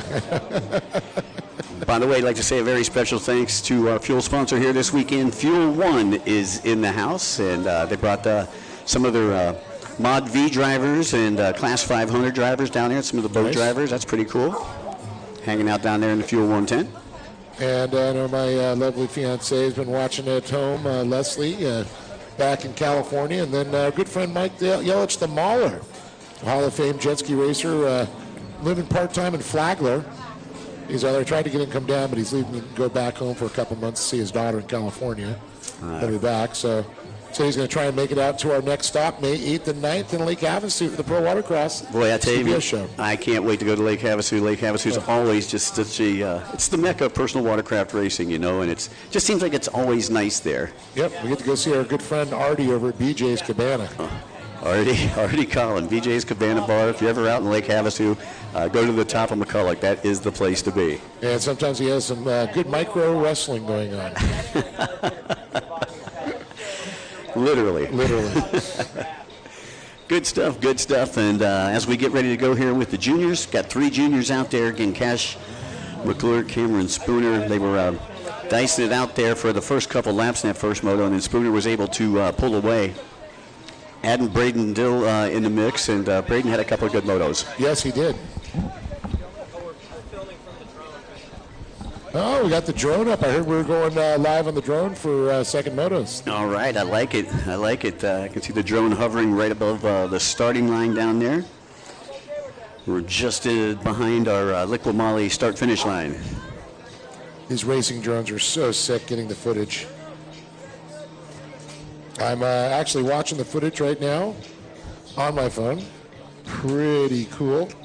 Okay, part-time. Part-time. I'm full-time, yo. Well, we're on live time scoring. We can tell you that, and we'll be able to give you some lap times. The folks that are at home, they could do the same thing. You pull up the screen, watch the live stream, pull up, I believe, the live timing at Live Motorsports. Let me give you the exact address there. You go to watercross.livemotorsports.com, and you can get live timing and even have the map up, so you can see them going around on the course. Tell wherever your favorite rider's at. That's right. Great for a fan base. I really like all the new additions that we're taking care of. Tell me that's not cool, Mike. That does look cool, man, and that's where we're at. We're in Sebring, for those of you folks that are watching in at home. It's a great place to come out to. Beautiful race site. You know, as a former race promoter, it has pretty much everything you need. I mean, the ramps are right here. It's a sandy beach. You got a little pier out there, and nice park, great facilities. And just great to be here in Sebring with a couple thousand of my best friends. That's right. Got to love that. And of course, Sebring, famous for Sebring Raceway. 24 hours of Sebring, a famous race. So a lot of the Daytona cars, and of course, IMSA, doing a lot of racing there, a lot of road course stuff. Yep. And one of our former jet ski racers, Ryan Hardwick, was actually a winner here in Sebring a couple of years ago. Well, was it the Porsche GT3? Yeah, I believe so. Mm-hmm. All right, folks, getting set to kick off the second half of the day here. We got 8 more motos coming at you. We're going to start off with our junior ski 10 to 12 lights class, and then we're going to go to our ski pro-am lights class. Then we've got our novice stock 1500 ski, novice runabout 1100. And we got our junior ski 4-stroke lights is race number 5. Race number 6 is the runabout pro-am stock. That was a great race earlier, best runabout race I've seen all season. The junior sports spec will be race number 7, and then the Pro-Am Ski GP will be race number 8. Which was a darn good race also. I mean, all these races have been good, but those two really stuck out in my mind. Yeah. Well, it was great racing all the way through. You know, I mean, I believe there was like 10 minutes plus one lap for each moto. And I think it was 15. Well, they were within a second of each other coming through that finish line, and that's pretty cool when you can see them that tight, you know, that far down in the race. Oh, yeah. And big props to Tori Snyder, and big props to Bobby Cardone, man. I don't know how Cardone held off the heat right there, but he needs to get hit more often because he goes faster and stays away from people. Stays away from people. Right. Wrap me up and Bobby. I'm running from him. I don't want to be hit. No, Mommy, no. Sorry. I'm having a flashback. So Braden Dill down online. He's out of Naples, Florida. Cash McClure from Saudi Daisy, Tennessee. And Cameron Spooner out of Dania Beach, Florida. So you got a Sarasota one in the house, too? Thank you. No. That's the next race, I think. Yeah. A couple local kids. So it's still a good drive. Yeah, not a bad drive over here to Central Florida. We're about, an hour south of Winter Haven, if you're trying to figure out where Sebring is on the map, about an hour and a half south of Orlando. Yeah, I was going to say, now they're going, where's Winter Haven? It's like, you just put another city I don't know. Well, that's where Cypress Gardens, Water Ski Showboat. Legoland. Well, I think Legoland. I think Carlsbad, California, the original. The OG? Yeah. Or the OL? Original Lego. Just like we got the original, the OGD. You just got more of them here now. But now we're in the OS. All right, so once again, not quite sure what the holdup is here. We got our marshals are out there. I am okay. These people are looking at a beautiful shot on the drone. We're looking at the water. White puffy clouds in the distance, blue skies, a slight breeze blowing from a direction because I don't know where I'm at right now. Where's east? Where's west? I don't have my Apple Watch on. I can't tell you. Where's my compass? Now they're going to make me do this. Once again, folks, for those of you that are here with us locally, don't forget to stop back at the East Coast Watercross compound located right behind the Liqui Moly Tower of Power. We've got T-shirts, we've got hoodies, we've got some Jet Tribe gear, we've got some Bomber eyewear back there, all kinds of cool stuff, everything that will fit your budget. You know, you don't have to buy the most expensive T-shirt back there. I think they got some shirts back there for $5? $5. Yeah, $5 I'm going to have to go get some myself. Yeah, $10 hoodies. Retro. Yeah, exactly. So, Mike, that's east. That way, it's the wind from the east. Okay. And what I'm trying to figure out here, we're 110 feet of elevation. I always thought like Florida was like maybe like, what, 4 feet above sea level? Well, yeah, if you're in a flood zone. Yeah, you're in a flood zone. No, that's just awesome there. Okay, now I got my bearings. Well, last week I forgot to I climbed Mount Dora last week. What was that, 184 feet. From sea level? From sea level. You didn't get altitude sickness, did you? No, but I did get some blisters on my feet.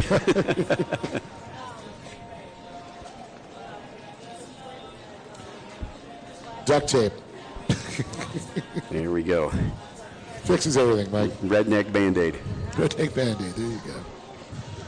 All right, we're taking a look and go, oh, they're going, well, we got to start. Let's start. We're tired of sitting here. Come on. Okay. You're in the water. You're relaxed. You're in there. You're getting ready to go race. Enjoy. Be in the moment. Come try it. Keith's like, you're cutting into my happy hour. Keith down there with his boy Braden Dill. He'll be competing in this second moto for the junior ski, 10 to 12 lights class.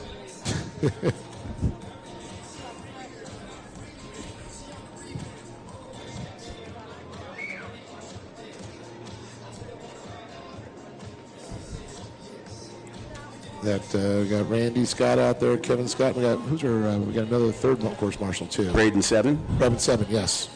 Which he's doing double duty. Yeah, he's actually racing in the ski GP class. Took a third in moto number 1. Did well in Orange, Texas too. Did well on the course marshal boat. Yeah. I believe he won the race there in Texas. Yes, he did. Yes. After Hopkins' motor went south there. It was a good battle between him and Hopkins, though. Jules, oh, man. Yeah, Jules ran a couple really good motos on day 1 back here in Orange. Oh, yeah, it's so fast. All these kids are so fast. He was like, hey, you want to ride my race fast power sports? I'm like, no, my reaction times are not that quick anymore. Yeah. Ski will go one way and I will go the other way. I was going to say, you need a sundial for my reaction time. Not even a watch.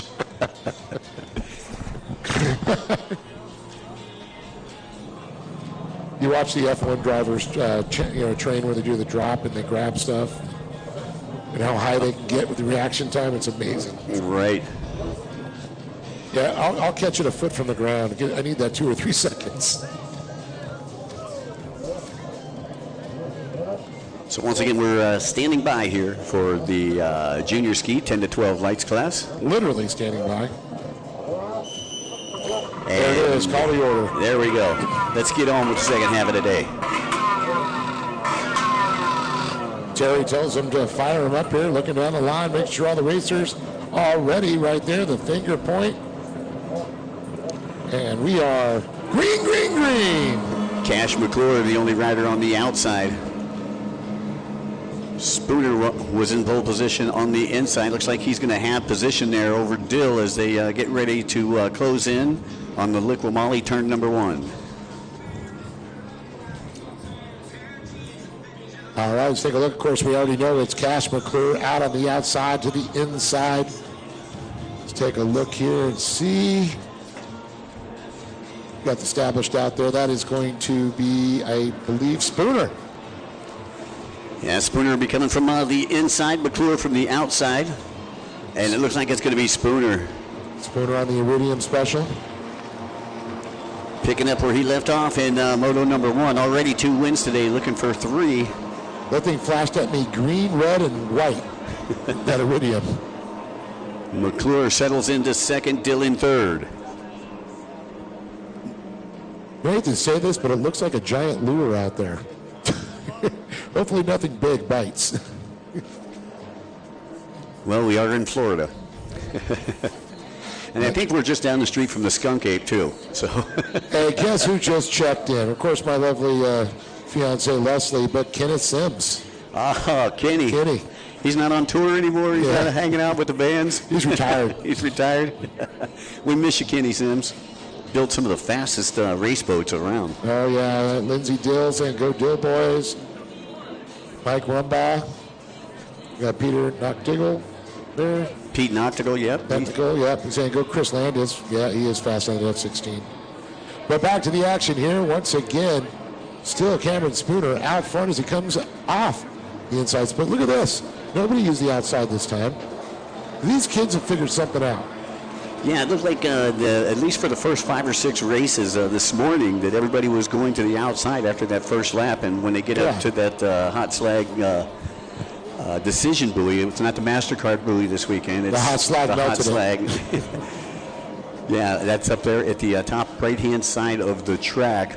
Again, for those of you who may just be tuning in, our yellow and red can buoys on the far right side is the outside split, if you hear us refer to that. And the green and blue tetrahedrons are the inside split.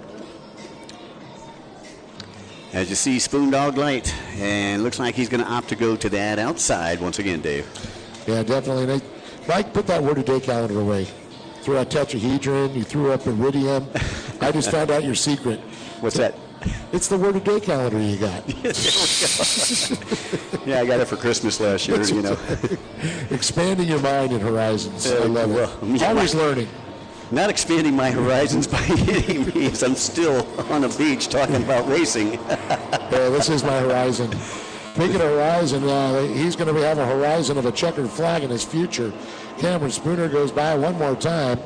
There's Cash McClure on the double threes, followed by Braden Dill. We had the Dill boys shout out earlier. Spooner with about an 8.5 second lead right now over McClure as they work their way onto the top left-hand side of the track. Coming up next, we've got the ProAm Ski Lights, heat number 2. Once again, ProAm Ski Lights. It'll be actually moto number 2. 4-moto format here, Dave. A little different than what we've been used to with closed course racing. Kind of a new thing. Spooner at the hot slag decision buoy, and he opts again to go to the outside. Second place, McClure going to go to the inside. He's diving off to the inside. Kind of switching it up just a little bit here. ECW inside split. Just after we said nobody's been using this split, now outside split. Well, they got this whole second moto so far. We're going to have to see how the other classes do with this, Mike. See if there's been something we didn't notice. Yeah. But it looks pretty smooth right now. A lot of stuff on there, Spooner outside. You always got to, know the inside, know the outside, because if it's going for a racing position or a pass and you're close, that might be your option. Well, I was looking that last lap around. McClure was on the inside split, but went way wide on that second buoy from the exit. Yeah. Looked like us with the soccer mom band coming down here from Orlando. High, wide, and handsome. Dill still holding on to third place, boat number 14, sponsored by Dill Racing, out of Naples, Florida. Any relation to the Dill Pickles? Prefer a classic Dill, but I'm a sweet and sour guy myself. Sweet and sour, there you go. You like the bread and butter. Again, while we have the opportunity, I'd like to say a very special thanks to 139 Designs, 10mm photo, 595 handling solutions, and our friends from Aerial Flicks. And of course, Steve Hotchkiss, Beard Art. Yeah, there he goes. How you doing, Steve? We miss you, buddy. As Spooner really starting to extend that lead, over 10 seconds now from McClure.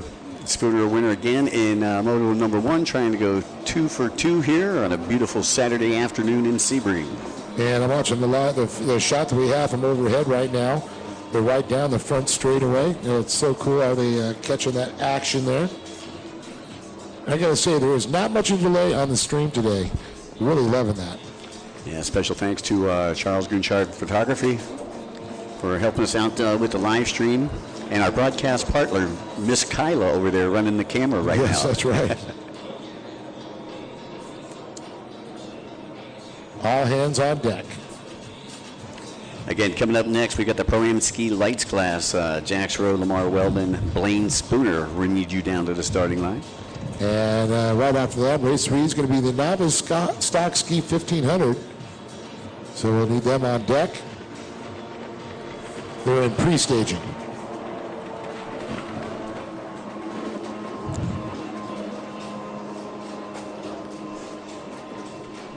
You see Spooner already onto the left-hand side of the track. He's got about a half a lap lead, Dave. Yeah, he is definitely hauling the mail around, that's for sure. He could hang a star on that one. Yeah, he's checking out. Speaking of stars, there's the Stars and Bars of Cash McClure, the double threes going by there. Sponsored by TC Free Ride. That's right. Good old Taylor Curtis. Boy, I'll tell you who looks fast this year, man, is Coy Curtis. Heard of him. That kid's something else. He's so dominant. He really is right now. And, you know, there's certain years you see certain riders get, you know, dominate. And I think this year is Coy's. He's, you know, he did so much racing, kind of backed off a little bit, did freestyle, and now he's found his passion. Pick up Monster Energy as a sponsor. Really re-energized him. And this kid is just incredible. Plus, you know, lives in Lake Havasu, could literally ride every day if he wants to. Yeah, that's, you know, we were talking about that a couple of weeks ago, about how all these kids that come out and race around the country from Lake Havasu, most of them are still in high school. And I found out, and I talked to a group of them a couple of weeks ago in New Orleans, and I found out they go riding at 6 a.m. in the morning, and they stop at 8, they go to high school, and then they come back at 3 as soon as they're done and ride some more. That's dedication. And when I understand, they're actually getting their PE credits that way. Oh, wow. That's pretty cool. Yeah. Outside, you know, extracurricular activities. And once again, you know, the kids that are out here right now are 10 to 12 years old, Dave, and you think about it, it's like, what were you doing when you were 10 to 12 years old? I mean, you know, you try to think about, you know, these kids and, you know, they go back to school. What do you tell your friends when you go back to school? Well, I spent my weekend in Sebring, and we were on CBS Sports. And pretty cool stories. Yeah, it's all right. Didn't do much. So Spooner still way out in the lead. As how much time we got left here, Dave? We should be nearing the end of this one. For some reason, not repopulate here with my deal. It should be going soon here because these, I believe, are only 8 minutes for the kids. I'm going to try and refresh my screen here. Yeah, I'm still stuck on the last one.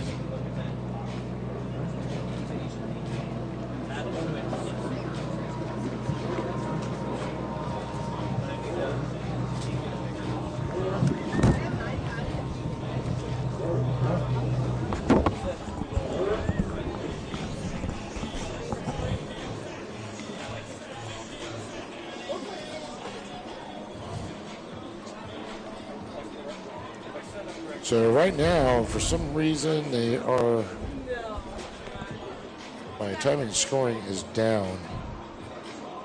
But that's okay, we know the players. We do know the players. That's right, so that's okay for me. And speaking of players, here comes your race leader as the checkered flag will come out this time around. I knew that we were getting close to the end here. So Terry giving Spoondog Light the checkered flag. Congratulations to the young Dania, Florida resident. That'd be 2 for 2.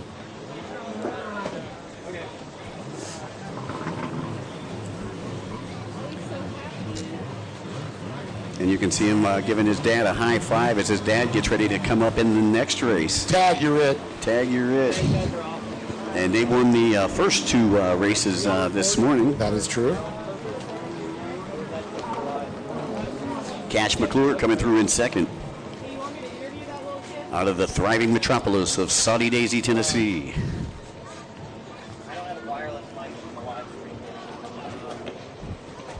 So coming up next is Ski Am ProAm Lights. Got Blaine Spooner, Lomar Weldon, and looks like Jax Rowe.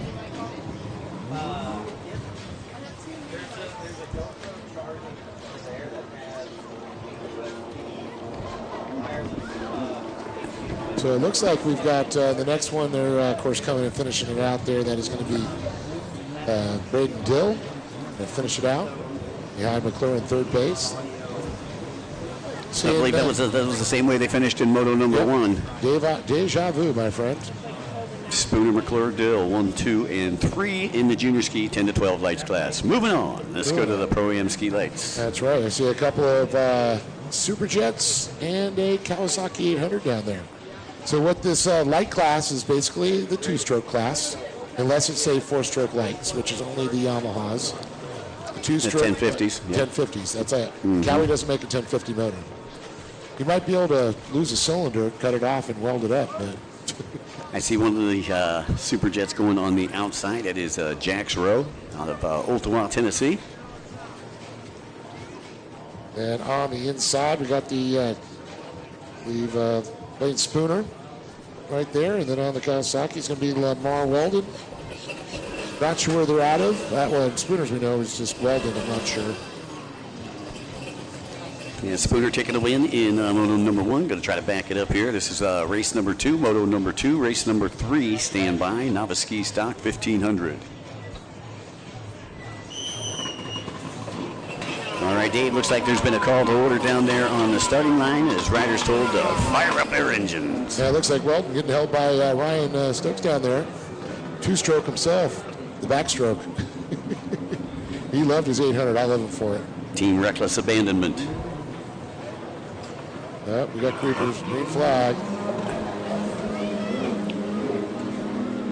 Rowe pulling the trigger a little bit early and then having to get pulled back, and then the green light went off. So might be a little slower on that start. He was the only rider starting on the outside split. Yeah, you always got to wonder what the call would be from the officials on there. Nobody really gained an advantage on that one whatsoever. They actually kind of hindered him a little bit. So Spooner, the Iridium Special to the inside. I see the red flag coming out, the dreaded red. Yeah. Knew that was kind of coming. Now, didn't they get the red flag the first? Yes, they did. We've had now 2 red flags, both in this class. That's all right. 3rd time's a charm. I think they all during the break went over and grabbed some Fuel 1, so they wanted to test out that Fuel 1. I'll tell you, got off the line quick. They sure did. Quicker than they wanted, but maybe a little prematurely. Again, I'd like to say a very special thanks to our good friends from Visit Sebring, as well as SureCan, Short Block Technologies, and all the action here on the Liqui Moly Pro Watercross Tour. Stop number 2 will be covered in Pro Rider Magazine. Special thanks to the entire Ratty family.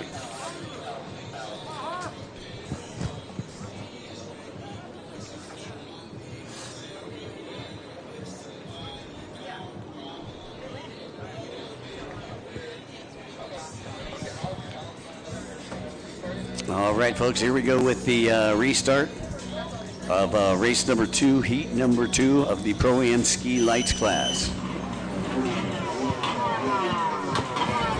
And I think that, Dave, the start was messed up because I don't see anybody with that got penalized there. no. And you know what? They didn't have any penalties in the one when they did it in Moto 1. Well, Rowe getting a much better start on that outside with the Superjet this time. Well, let's take a look here on the outside. We know it's going to be, looks like Spooner and Rowe. Yep, Spooner on the inside, making the turn there at the hot slag inside split. And of course, they are forced to go on the start, whether the gate pick they had inside or outside.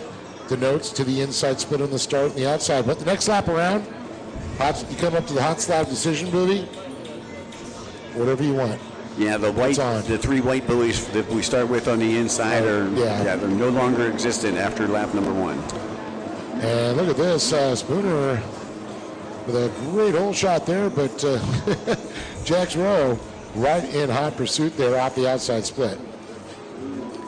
And the top 2 already starting to separate from Lamar Weldon, who just makes a pass back by our Liqui Moly start-finish line. Once again, coming up next, we have the Novice Ski Stock 1500cc class. Novice Ski Stock 1500cc class. We need you down to the starting line.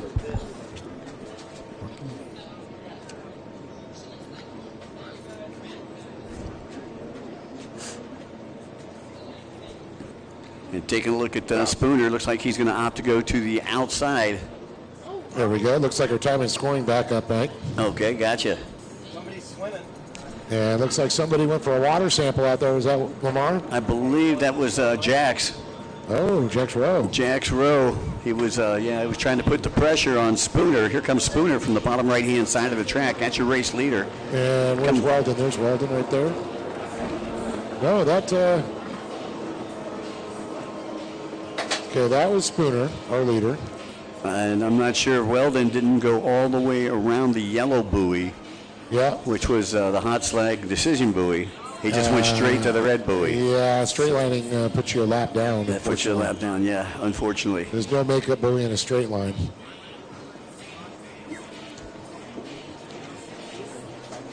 So that would still put Jax Rowe on the lead lap and in second place. Even though he went down, lost a position physically on the track, but scoring would put him still on the lead lap. And going for a quick pass there. Well, it's hard to believe that 760 Moly is just running an 800. Of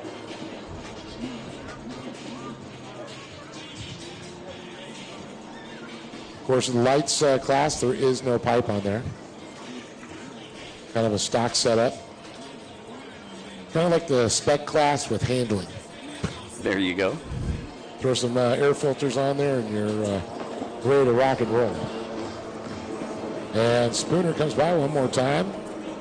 Getting low in the tray. I think he needs to go to the fast, but he's trying to set the track record, I think. Yeah, well, 10 minutes plus a lap. We got just about 6:40 left on the ticker here, plus a lap.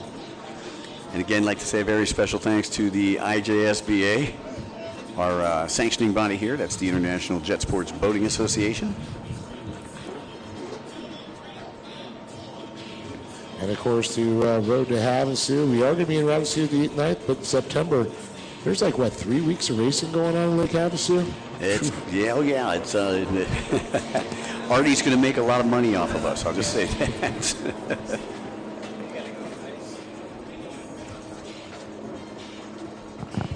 I got you. I'll be right there. It's hanging. And you can see Spooner coming up to the back of the pack over here on the right-hand side of the track.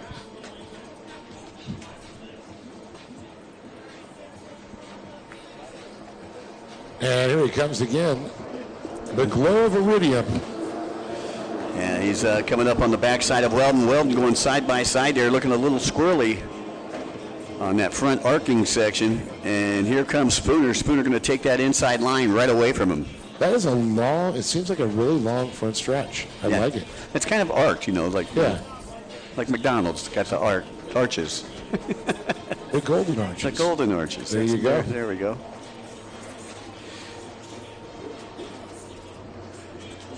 And you can see Spooner just deep in that tray, digging deep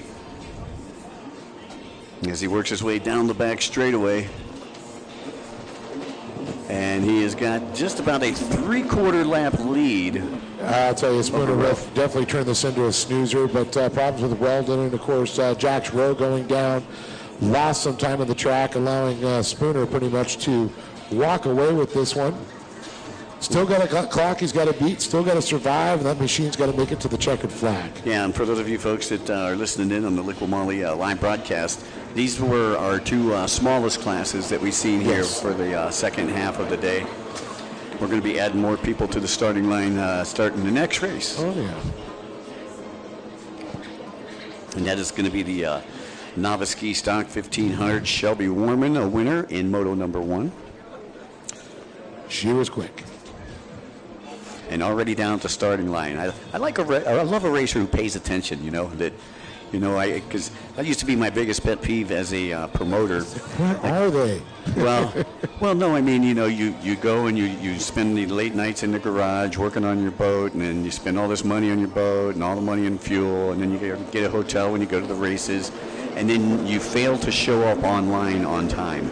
That is my biggest pet peeve. And look at Spooner. Yeah, the crazy thing that's been going on since the 80s. Yeah.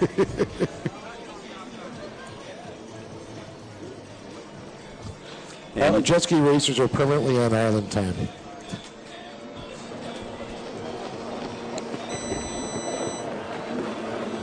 And there we go, down the front straightaway. Spooner with about 8 minutes and 15 seconds left to go.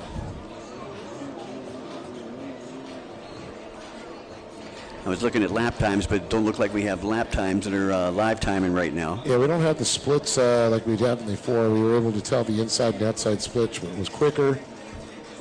And unfortunately, we can't see the clock because it's on the end of the pier. The wrong angle. Well, the fact you can't see out of your left eye and you're blind in the right one. It could be. Are you calling me Popeye? Good. And there goes Rowe again through the Liqui Moly start-finish line. Again, Spoondog turning this one into a snoozer, and I've got to wonder if this clock's right because it says there's still like 7.5 minutes left. And there's no way this was a that long of a race. Yeah, something's wrong there. They've been out there longer than 3 minutes. Yeah, so we apologize for those of you folks that may be listening in. I'm going to wait until Terry grabs the white flag, and then I know it's expired. There you go. I will cheat like that in a heartbeat. When in doubt, go old school. The green flag's going away. So I'm looking to pull that out of the holster, that El Blanco flag.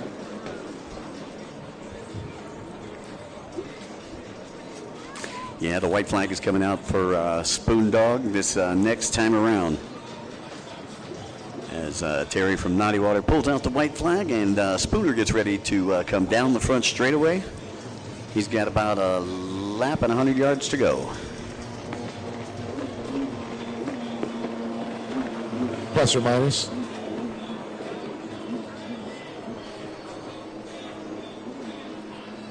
Well, I can see him popping off the outside split right now.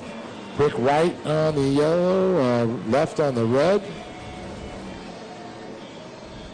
I used to say we should have right red, but I don't know why I turned left red. Red running, blue standing. Yeah, I always thought the red meant stop. At least when you're driving other vehicles. White flag out for Spooner. Or it's a running wire when you're sailing when it's red. Or tagged off with. Red right return, right? If you're a boater, you know what we're talking about. So once again, under white flag racing conditions here, and Spooner again turning this one into a snoozer. He took a win in Moto number 1, sponsored by Spoondog Racing out of Dania Beach, Florida. Ski Stock 1500 is coming up next.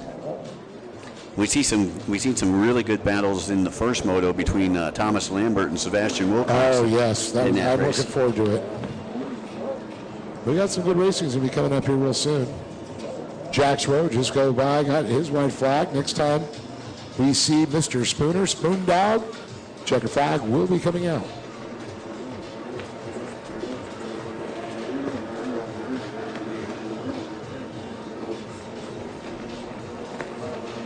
Well, here comes Spooner, and there is the checkered flag for Spoondog.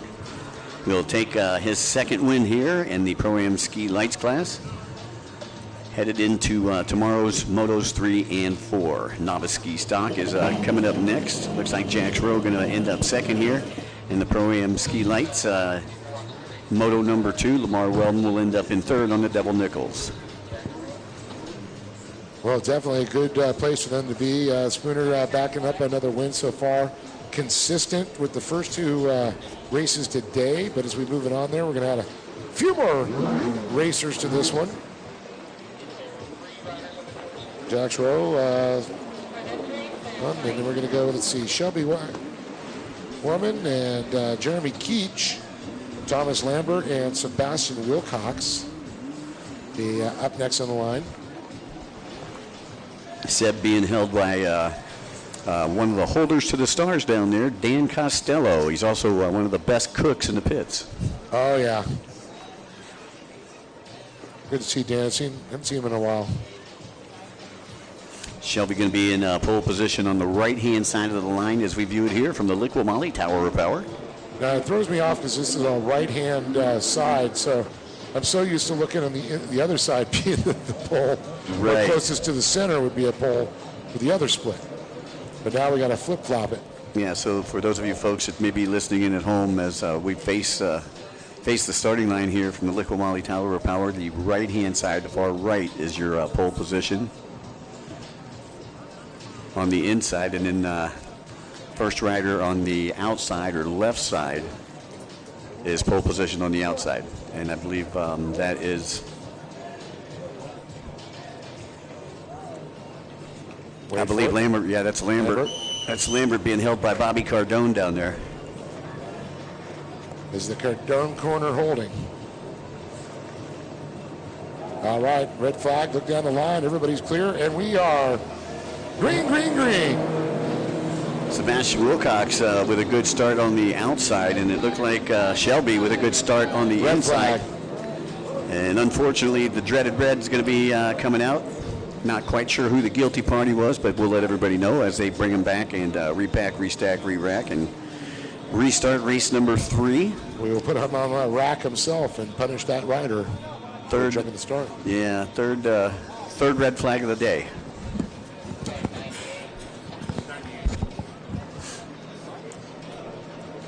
So it looks like the 98's the one's going to be penalized there. Uh-oh, Mike. You knew who that was. That was Shelby who won moto number 1. But she was very quick in moto number 1. I expect to see her work her way through the pack. I don't think there's going to be a problem.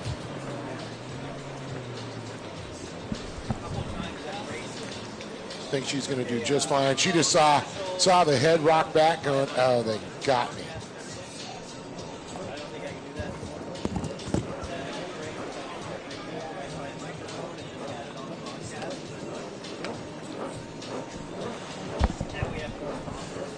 All right, looks like we got them all back in the gate again.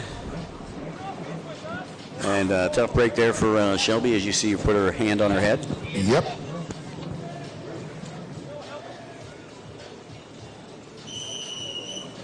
So the penalty's been dished out there. Hand on the head, 10 inches start there for Shelby. See Keach on the inside next to her. And I'll tell you what, she got off the line still pretty quick. Wow. Somebody's been practicing that, Mike. Well, I'll tell you, that's a good thing to practice. A lot of riders don't practice that because they don't expect to get called. Or get caught. Right. That's one thing to get called. It's the other thing to get caught. Looks like Jeremy on the inside. Keach, yes. Former pro motocross racer, runs MX Fit Company. Training motocross racers on the West Coast, or he'll travel anywhere to do it, actually. Got Lambert chasing him on the inside. On the outside, Shelby already back in the mix there. And it's going to be tight as they come out. Shelby, I believe, is on the inside right now. So it's going to be, looks like Lambert, Wilcox, Keach, and Warman, 1, 2, 3, and 4. Warman so impressed, I got to say, with that start there, how quick she got that lanyard in there and going. It's going to be a matter of time. She's got to do a lot of hard work there. Jeremy Keach, I believe his first race on the Superjet was Moto 1. Yeah, it doesn't have much tray time in it, that's for sure. Rides a 1500 and also, I believe, a fast power sports quite a bit. And you can see all 4 on that back section of the track. And it looks like second place going to the inside at the hot slag decision buoy. That's Wilcox to the inside.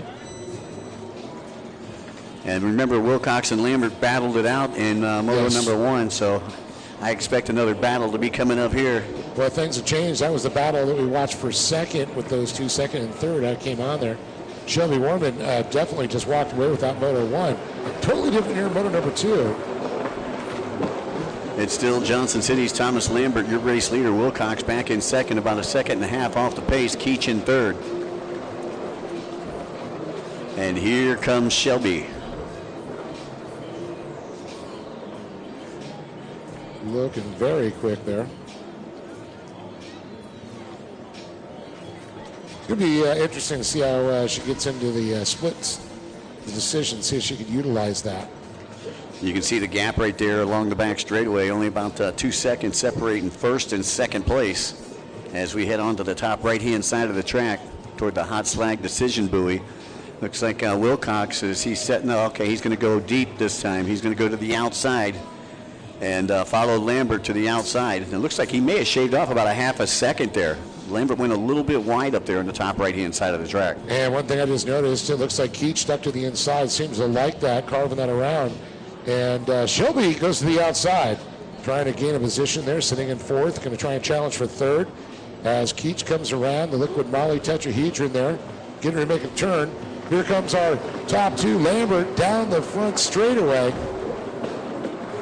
And there is Wilcox trying to chase him down. You see Wilcox stretching out his back just a little bit.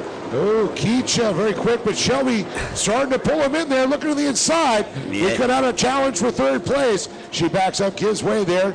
Got to play a little bit with the wakes, boys. He left that door wide open. I don't know why she didn't stick that in there. Yeah, she kind of hit the brakes there at that first red after the Liqui Moly finish line. She had a hard charge there. Sometimes saying, I don't want to trade a little fiberglass just yet. Save that for later in the moto. Gap between first and second right now, about 2 seconds. The gap between second and third, about 4 seconds. And between third and fourth, about 3 seconds. So I'll let you know, a 112.7 for Lambert, a 113.7 for Wilcox, a 114.148, wait for it, Shelby, a 111. fastest on the track right now. Watch out for Shelby Warman. She is definitely trying to make it happen here. And she's on the outside split right now, chasing the two leaders down. Keach on the inside, been favoring that inside. Still Lambert, Wilcox. Here comes Shelby. Shelby's going to have the drive. We'll see. Once again, exact deja vu moment there. Backs off, gives way. Keach retains on to third. But I tell you, third time might be the charm coming through the splits there. Yeah, she had to cross over that wake right there, too, being dispersed by Keach, and that's going to set her back about a quarter of a second. So coming up next, for those of you who are listening in on the Liqui Moly live stream, that is going to be the Novice Runabout 1100 Limited class, which I believe Tori Snyder took the win in Moto number 1. That is correct. Top 2, top 3, all on the outside.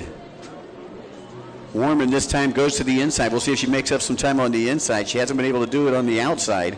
Keach really messed her, trying to play a little head games, you know. Pro motocross racer, very smart on that. Let's see. Turn for turn right here. Warman coming around one more turn. There goes Lambert. There goes Wilcox. And here comes Keach and Shelby Warman. It's going to be Keach. Yeah, she lost a lot of time. Yeah, it looked like she went a little wide on the exit of that inside split, and that didn't help her out at all. I think Jeremy's playing a little head games. He goes, I've been going the inside. She's been trying to pass me, take the outside. I'm going outside. Force her to the inside there, kind of throw her game. Psychological warfare is often used in every racing discipline. And we get Mess about with her head. just over 4.5 minutes to go here in this one, plus a lap. This is race number 4, Moto number 2. 8 total races for the day. We got 4 more coming up for those of you listening in. After this race here, we're going to our Novice Runabout 1100 Limited. Then we've got our Junior Ski 4-stroke, Runabout ProAm Stock, Junior Sports Spec, and then the ProAm Ski GP. Those will be our final 5 races of the day for day number 1 here of round number 2 of the Liqui Moly Pro Watercross Tour.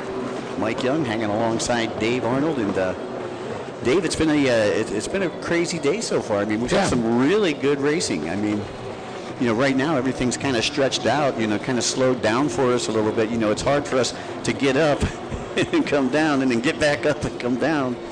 But, yeah, things have kind of slowed down here the first 3 races for us. Yeah, and I just saw Keach went to the outside one more time, and Warman went to the inside. Kind of curious, they get down to less time. They look at the clock. They know what they need to do. Still could have a couple laps before we see a white flag, Mike. What type of lap time did Shelby put in last time? She slowed down. 114 and 114 for Keach. A 112 and a 112 for Lambert and Wilcox. Yeah, you can see they're starting to separate a little bit as they're both working the outside split right now. And Wilcox, again, only about 2 seconds off the pace, being thrown down by Lambert. All right, we switched it up again. Keach goes to the inside. Shelby Warman to the outside. A great battle going on for third place, too. I mean, a couple good battles going on here. As the white flag will come out this time around. All right. So, a little bit short, different on my timing that I'm seeing there. Keach, here comes one more again. You see Keach swapped out right there past the Liqui Moly start-finish line. Yeah, don't look too hard at that white flag. It can kind of throw you a little bit. Right, exactly. Sometimes I see some racers, they'll turn their head and the bars will turn. And it's like, whoa, hey, wait a minute. And then he miss a buoy. Yeah. Race, I always say, don't worry about the white flag. Race till you see the checkered flag. That's the one you got to worry about. And look at the battle going on the back side of the track right now as Wilcox trying to close that gap on Lambert. Wilcox this time will go to the inside, and he carved it up right there. That was a nice turn into that split section. It's about to get spicy up in here. All right, let's see if Wilcox can pull it off here. He went in about a second and a half. Oh, no, not going to make a difference now. Oh, he goes down, the announcer curse. Lambert. Tough break. Pedal this one home. And look at this. Keach went to the outside. Warman to the inside this time. But it's not going to matter. Thomas Lambert will take the checkered flag and the win here in Moto number 2 with Wilcox wrapping up that second position, Mike. And here we go. What's the battle for third look like? Well, it looks like it's going to be Keach there taking the third spot, and Warman going to have to settle for fourth, but she's got a 1-4, so she's still poised for a podium position, pending on how she does tomorrow in Motos 3 and 4. It's all about points. So 60 points, I believe, for first, 53 for second, 48 for third, and 43 for second. So she comes in for fourth. For fourth, yeah. Did I just read myself backwards? So 103 points for her. So, yeah, she's looking good, but... Dave, you're using way too much moto math. You're on system overload right now.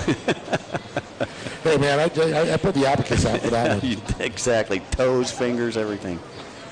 All right, that'll do it for our novice ski stock class. Coming up next for all of our friends out there, the Novice Runabout 1100 limited class. This is Moto number 2. Winner in Moto number 1 was Tori Snyder out of Bradenton, Florida, sponsored by Monster Energy, as well as Snyder Built Construction and Judge Motorsports. I believe Postal Weight, boat number 750, came through in second in the first moto. Then you got boat number 87, Eaton Cross, and boat number 18, John Toney. So that rounds out your field here in our Novice Runabout 1100 limited class. Once again, we appreciate everybody for joining us here on the Liqui Moly live broadcast of the Liqui Moly Pro Watercross Tour, stop number 2.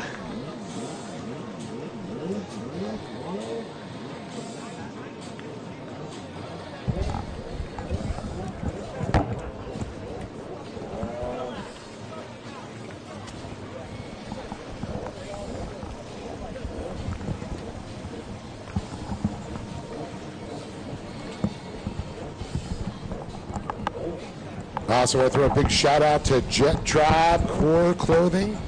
Been around, but now going on, I believe, close to 20 years as part of those big supporters of it. Big thanks to Tony Vo and the entire family and Sarah. Of course, his son, I've been seeing racing a lot of international stuff, representing Jet Tribe over in Asia. Very awesome to see.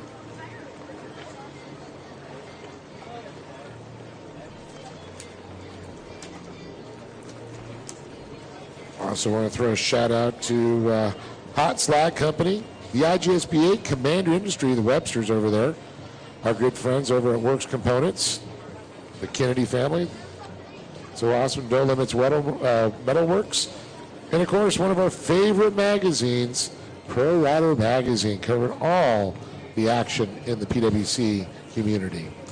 And of course, the official gas can, Sure Can.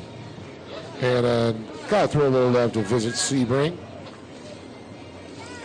And of course, Airstream Ventures for hooking up this location, as well as our good friend over at Palmer Eyewear. And, of course, the food, Lake Jackson Landing, Watercross Dining. So it looks like it's going to be Tori Snyder to the inside. On the outside will be, looks like Tony, Russellways, and Cross. And hold on a second. We had 4 listed, 3 started, and 1 didn't make it more than 100 feet. So Tori Snyder's getting the whole shot of the inside.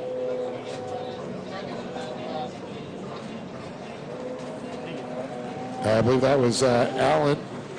Unfortunately, the boat off here, and they're coming right around here. I can see Course Marshal Randy coming in and getting them all set as we tow in that.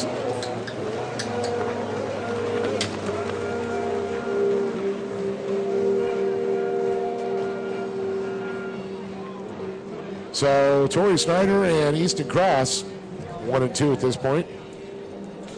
Tori not recording. For some reason, I'm not sure what happened there.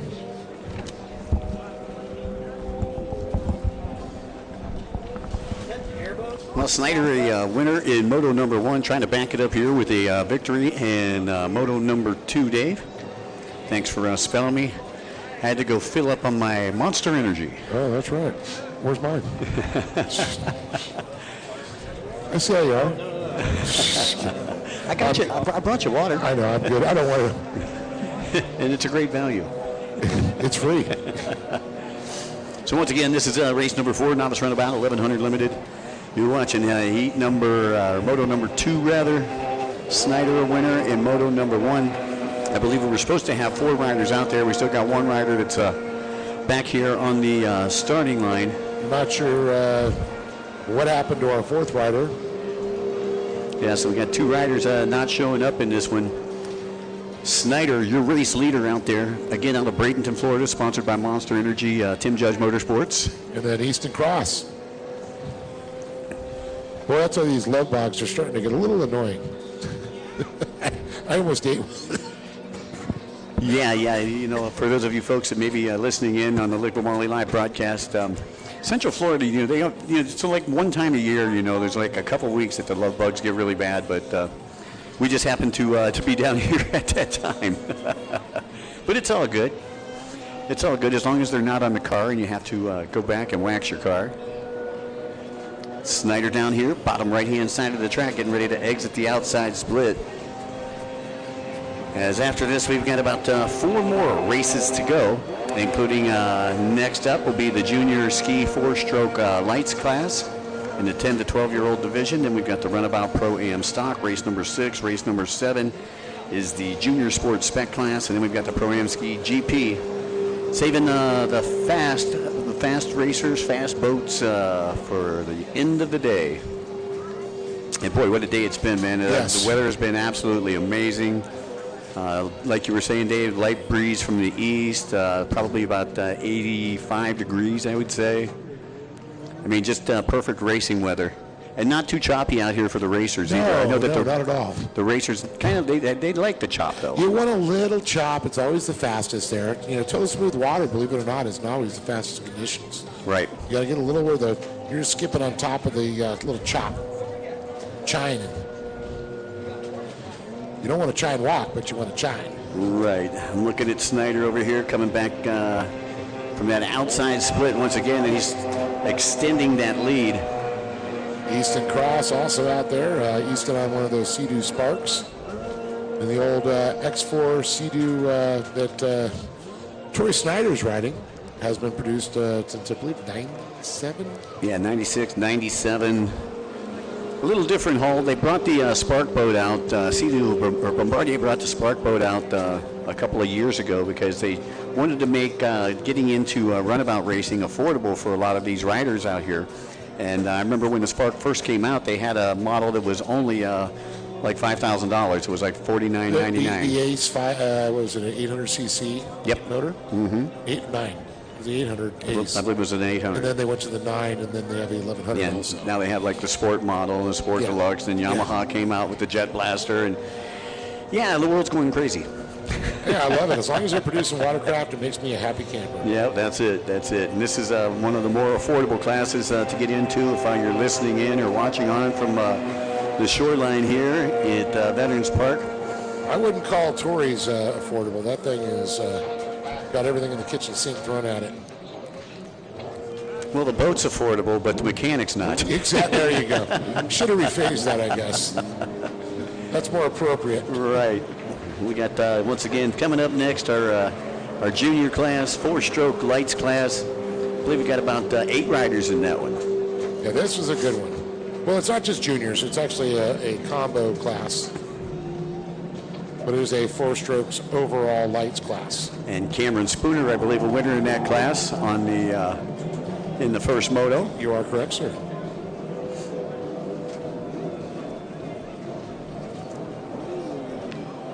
Great day to be here in Sebring for the Liqui Moly Pro Watercross round number 2.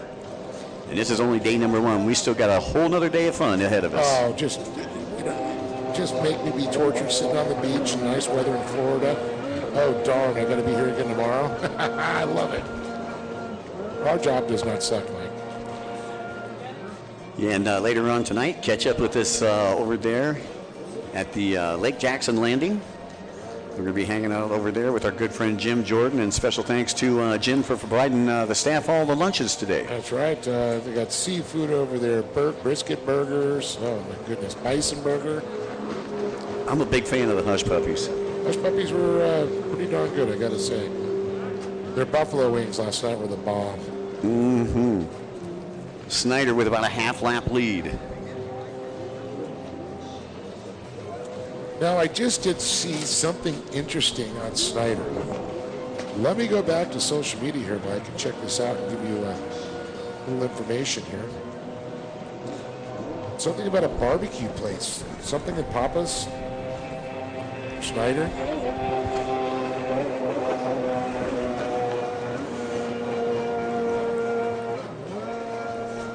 Snyder looking to go 2 for 2 here in this Runabout 1100 class.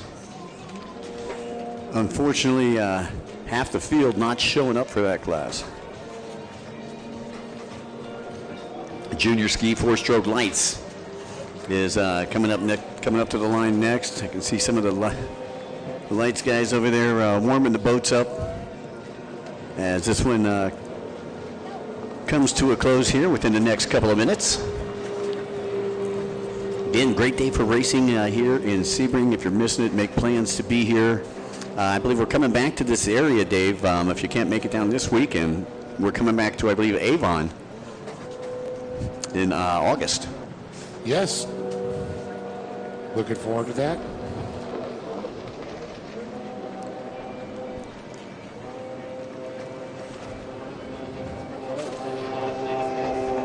White flag out for Snyder as he comes by as the time expires. And Snyder turning in some pretty good lap times. Oh, dude. He's, unfortunately, something happened with his transponder. He's not recording. He's not recording, but yeah. He's definitely moving out there, that's for sure. Yeah, for this 1100 class. Again, about 3/4 of a lap lead over second place right now. Okay, so now he just popped up a 104 to a 108 of cross.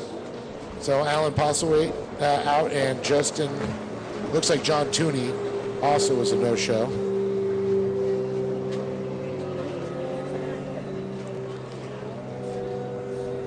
Oh boy, you don't realize when you take off those polarized bombers, everything gets really bright. Well, Snyder with one more buoy to go as he gets ready to come down the front straightaway, and this time he'll be eyeballing the checkered flag. Congratulations, Tori Snyder.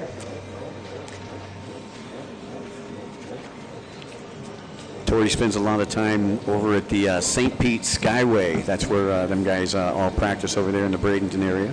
Beautiful over there. Mm-hmm. The Sarasota Bradenton. They're always synonymous together. And Snyder, a one-man band, he's already got his stuff loaded up, got the four-wheeler back down. And here comes second place. Wait, hold on a second. Wait for it. If he gets the boat out of the water before it crosses. Nope, almost. Close. Almost. Again, congratulations, Tori. Again, sponsored by Monster Energy, as well as Snyder Built Construction and our good friend Tim Judge over at TJ Motorsports. And Frank Walsh from Jet Trim. So Easton Cross going to get it up second in that one. So far, Troy Snyder 1 for 1, Cross 2 for 2. As we switch gears, we go from sitting to standing one more time.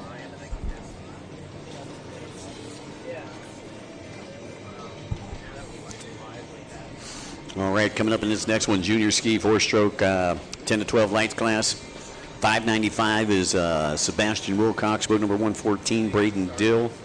33, Cash McClure. Boat number 220 is Ryan Short Stroke Stevens. 995, Jax Rowe. Boat number 380 is Ben Dressel. Boat number 710 is Kyla DeRosiers. And boat number 23, Spoondog Light, Cameron Spooner. Spooner, a winner in Moto number 1, and he'll be in pole position to the far right. And I love seeing Ben Dresser's little setup, how he gets off the ski. Little tripod set up there, jumps in there. A great start from him. But I'll tell you, that pole position looked really quick. That's Sebastian Wilcox there, you can see. It's like Spooner on the inside. Spooner, the inside. Let's see. Mike's going to get the long eyes out now. Love these headsets that we just got here. They can freeze them up to hold those big old giant binocs up. And it looks like Jax Rowe on the outside. Jax Rowe. It was going to be close. Wilcox had a great jump there, too. You know, Spooner edged out Rowe in Moto number 1. Let's see if he can do it again. And Spooner laying it on the edge right now. And it looks like Dresser coming off the inside in second, so we'll see when they get together. 33, Cash McClure coming from the outside in second. And look at Dressel side by side right there with Rowe. And these guys are rail to rail, Dave. Oh, Dressel, look at that battle going on right now. Dressel has position as they head into the double yellows, top left-hand side of the track. And look at Rowe. Man, he picked up the broom and swept hard. Definitely doing that. Now Wilcox battling Dressel. Once again, you can see Kyla DeRosers out there on the 710. Also on that SureCan sponsored boat. Unlimited her sponsors. I know Misadventure also. Fortunately, we don't have some of these sponsors. Luckily, we know some of them for a few of the riders. Spooner, McClure, and Rowe, 1, 2, and 3 right now as they get ready to head into the splits. And it looks like your top 3, 4 now, all going to the outside. And looking to the inside here, Mike. It's like Wilcox. Yep. So Spooner starting to extend his lead right now. The flashy ski comes across first. Once again, there, Cash McClure. So did DZ, Tennessee, the 33. Big battle for fourth place right there. And that's Dressel on the inside of Wilcox. And those guys battled it out in Moto number 1. But you got to give it up there also. How about that? The Dressel in third they showed there. Wilcox followed by going there, Braden Dill. Then Ryan Stevens. See the 220 go by there, short stroke. And waiting for there's Kyla DeRosers. A little Special K action. But this has been the Cameron Spooner show here. Oh, absolutely. He's already got 3 wins today. Dad's got 1. Dad's got 2. 2? That's right.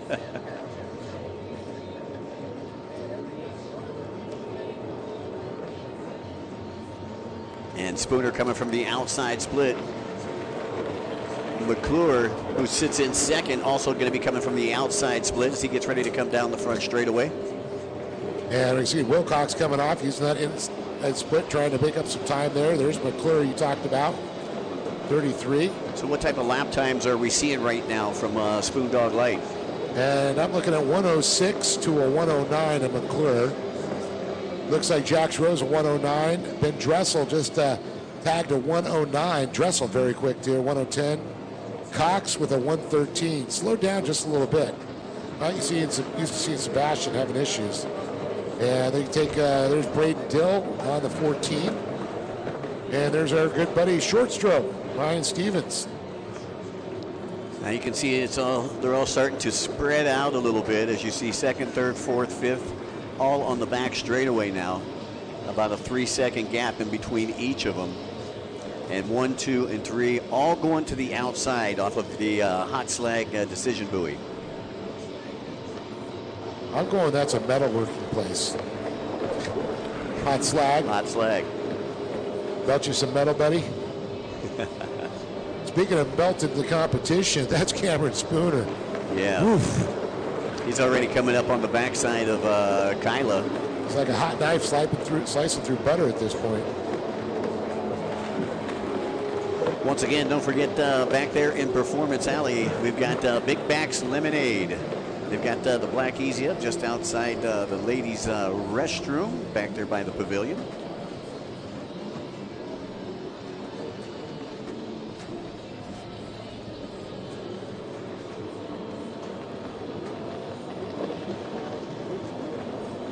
And coming around there again, the 14 there. That's the Dill boy, Braden Dill. Runabout ProAm stock is coming up next, and we've seen a great battle in that a little bit earlier between Bobby Cardone and Tori Snyder. Boy, if they can back that battle up again. I can't wait. I got to see this. I have been chomping at the bit for that one. You know, probably one of the best runabout races that we've seen here in the 2026 season. I think Bendetti ended up in third, 5:29. Yep. There's Bendetti. I can see him pulling up to the start line there. See Cash McClure goes by looking over his shoulder. Say, who's coming up on me? Well, that would be Sebastian Wilcox. You got Jax Rowe right there in the mix, Dressel, and then Wilcox in fifth. So one thing I can notice there is Dressel is, still sitting there good with Wilcox. Jax Rowe, I'll say, he has been solid third. Pretty much a little deja vu for moto number one. Spooner already into the splits. Kyla, who he was just about ready to lap, went to the inside, and Spooner goes to the outside. And I think Spooner's going to come out in front of Kyla, so she'll be a lap down, and now Spooner's got his gun sight set on short stroke. Once again, down there. Coming up next, race number 6. That is the Runabout Pro-Am stock class. We need you down to the starting line. Yes. McClure across the stripe there one more time. Looking at the clock here, getting ready for time to kick down just a little bit, Mike. So now you got a back marker in between first and second. You're about to have 2 back markers in between first and second, as Spooner now able to get past short stroke on the top left-hand side of the track as we see him work left to right in front of us, Sebring. Well, we're approaching the 3-minute mark right now, just coming down to 3 minutes exactly. So this is a 10-minute moto, as I'm showing, according to my timing. And you can see the boats starting to fill in around the track, the flotilla, if you will. I see a pontoon party going on out there. Gotta love that. I mean, it's a great day to come to, the beach down here at Lake Jackson and just, hang out or go out there on the boat, watch the races from out there. Now Spooner got his sights set on Dill over here on the top left-hand side of the track. Was able to get past short stroke about a half lap ago. And look at this battle between McClure and Rowe. That's your battle for second place right there. DeRozier's right in the middle. DeRozier's will have a position as they go in there, and then McClure pulls up right beside DeRozier's. Rowe hits the brakes right there. Now he gets past DeRozier's. It's got to be tough getting past out there. The leader's coming up on there, trying to move out of the way. Not lose positions that somebody's actually you are battling with. Well, it looked like that pass on DeRozier's right there didn't work out as good for Rowe as it did for McClure. And of course, Rowe wanting to get up a position there with McClure in front of him, trying to get a better point standing coming out of second moto as we head to tomorrow's competition with motos 3 and 4. Spooner takes the white flag, and he was a winner in Moto number 1, so everybody's going to be chasing him tomorrow. He'll have the bullseye on his back. Great day here in Sebring. Still got 3 more races to go. We thank everybody for tuning in here to the Liqui Moly Pro Watercross round number 2 live stream. And again, Rowe still about 2.5 seconds behind McClure. McClure again riding for TC Free Ride, as well as McClure Racing. And you can see Dressel just got by the Roasters there. Yeah, Dressel's still running in that 4th place position. Hails from the Tidewater area up there on the East Coast.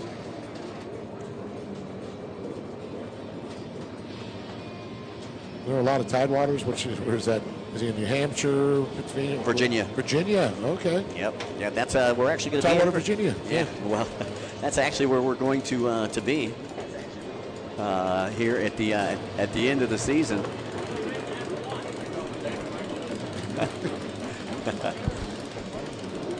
And it looks like checkered flag. Yep, Spooner. Spooner making it look easy out there, man. That kid, he's been slicing and dicing all season long. And you can tell, you know, he's been spending his winters on Saturdays and Sundays down there at Markham Park, where they ride in Fort Lauderdale every weekend. And I believe little lap traffic, so it's Cash McClure, isn't it? Or I believe, no, that was 995. Rowe got him right there in the split. Okay. So unofficially, Jax Rowe ends up in second. You see McClure, he's not happy. Just he's like, what just happened? Yeah, I was a little shocked myself on that one. We had a lapper in between. So does that mean Dressel's going to get 4th, I believe? Yep. Over, yep. So Ben. And then Sebastian Wilcox will end up in 5th. So that's the way they stack up, 1 through 5. Nice pass by Rowe. They're right at the end. As we get set to switch hulls here, Dave, we're going to go to the Runabout ProAm stock class. Oh boy. So where's the betting going on this one? Oh man, I'll tell you. What's the under/over, Mike? Well, what's the vig? Cardone won by about less than a second over Snyder in that first moto in a grueling 10-minute plus 1 lap race. So I think Snyder's going to have a chip on his shoulder. Snyder, I believe, is going to start right beside Bobby.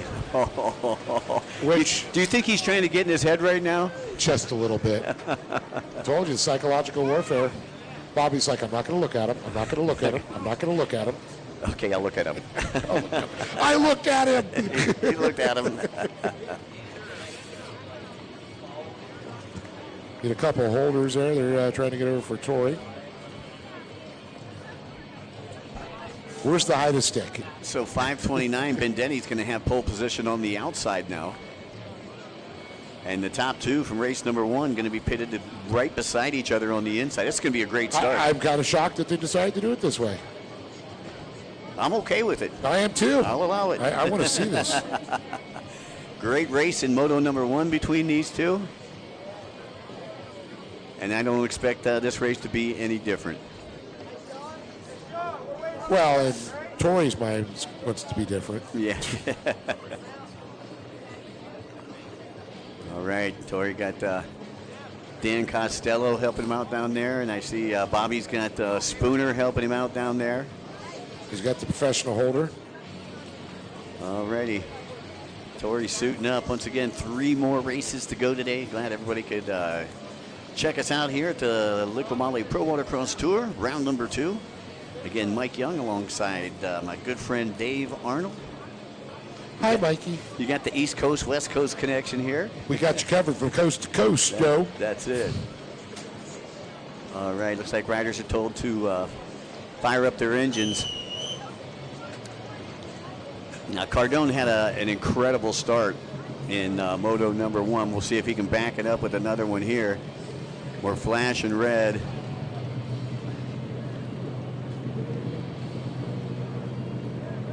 Wait for it. Oh, they're holding them solid red. There we go, green, and Torrey gets a better jump out.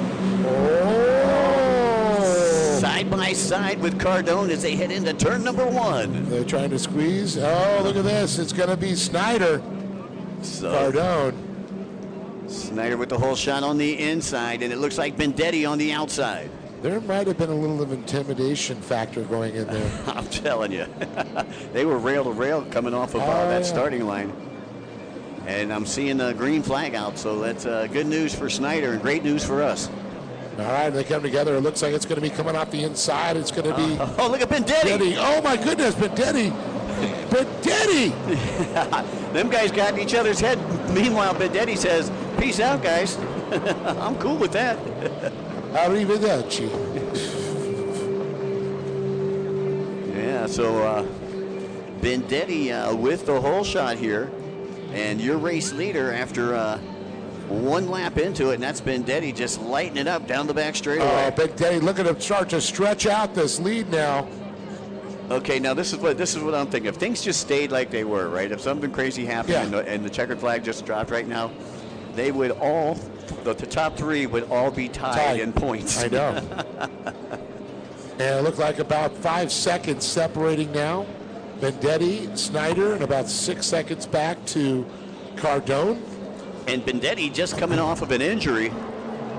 And same with Cardone. Yeah, so first and third, injured earlier this season. This is their first race back. Snyder sits in second, which is where he found himself in moto number 1. So a couple Italian guys, it's an Italian sandwich there. Forget about it. Forget about it, is what they're saying. A Vendetti and a Cardone, hey, you don't want to mess with me. You sleep with the fishes. And look at Snyder. Snyder trying to reel in Vendetti down the back straightaway. And it looks like the top 2 really starting to separate from Cardone right now. And I do believe Snyder's starting to reel in Vendetti here. Now you got to wonder when they come to hot slag, will this be changed up here a little bit? They're sticking to the outside. Mike, thoughts? Well, I'll tell you, it looks like top 3 all going to top 4, all 4 of them going to the outside. And here come your race leaders down the front straightaway.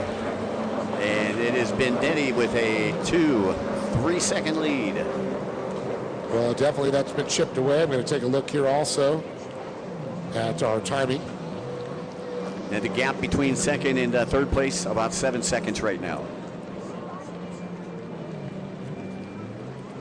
Well, to get exact on that, I'm going to pull up the old timing and scoring, my friend. Alrighty. Tell me what you got for lap times on Vendetti and Snyder.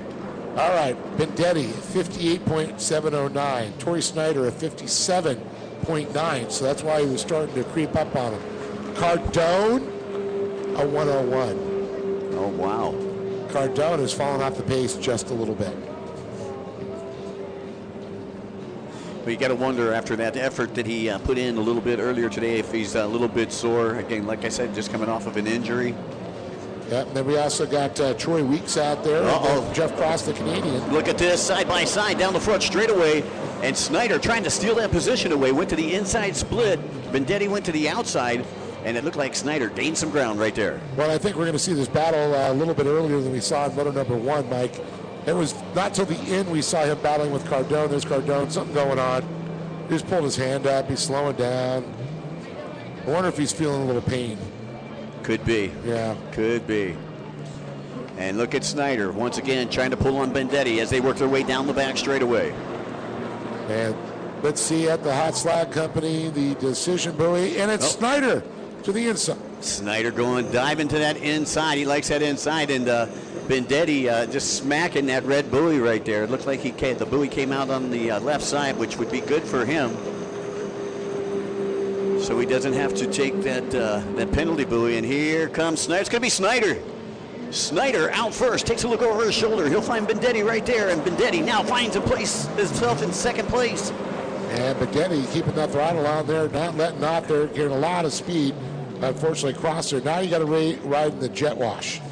Well, now, and Snyder coming up to a back marker, too.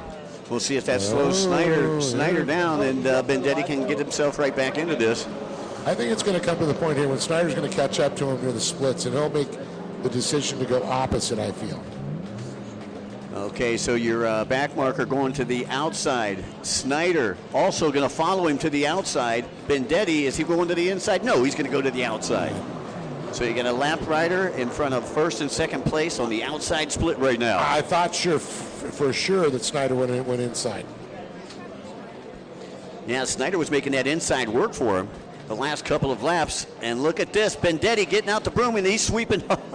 Or that was Snyder going around the lap rider. Yeah, okay, so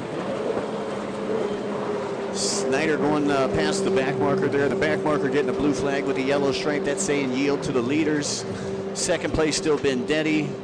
Back marker in between Bendetti and Snyder up front on the left-hand side of the track. And Bobby Cardone in third place all by himself. Yeah, Cardone really just said, you know what, I'm just going to sit where I'm at. I had a great moto number 1, sitting third in moto number 2 for points, not bad.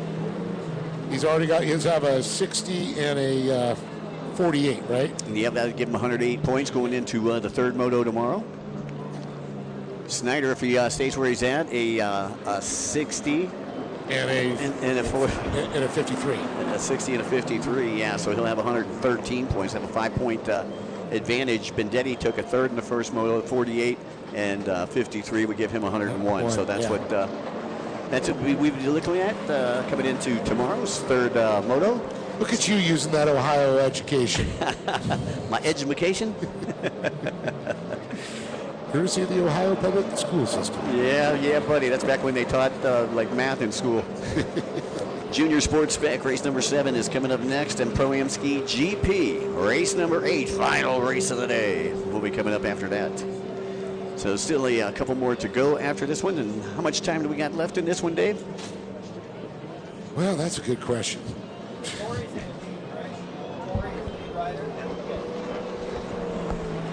I'm going to take a look here. I know the time's clicking down. This had to be a 10-minute moto here. I'm looking at under sub 3 minutes.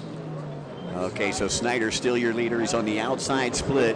He's opened up a gap between he and Bendetti. Bendetti was able to get past the back marker, but he's got a lot of homework to do if he wants to catch up to Snyder. Snyder, once again, sponsored by Tim Judge Motorsports, Snyder Built Construction out of Bradenton, Florida. Also sponsored, I believe, Riva's helping him out a little bit. Monster Energy's helping him out. Our good friend Frank Walsh, too. Yep. Jet trim action there. Nice kid on and off the track. His father, a former champion in personal watercraft racing, Troy Snyder, for many, many years. And you see Torrey, who is catching up to, I believe, another back marker over here. He's going to follow him to the outside split. We'll see if he can get around him. Cardone still all by himself in third place on the 239 as he works his way through the Liqui Moly start-finish line. And you know what? And a happy belated birthday. I wished him happy birthday on Facebook, but Torrey Snyder on April 16th had a birthday. Okay. White flag out for Torrey. Happy birthday. Belated. So that was 8:37 that Torrey was able to get past, put a lap down. Or 8:63 rather. That was Troy Weeks. You're watching Moto number 2, race number 6. 8 total motos today. We got 2 more motos to go. Junior Sports Spec and ProAm Ski GP. Thanks for tuning us in. A big shout out to Aerial Flicks, who are operating the drone for us. Got some great drone shots, Dave. Oh, definitely great. White flag conditions right now, Mike. Yeah, Torrey will be getting the checkered. So, Torrey in 2021 won his Pro-Am Runabout stock, and his dad won in 2019. So that's pretty cool. Both your dad are champions. And speaking of champions, there's a win here once again.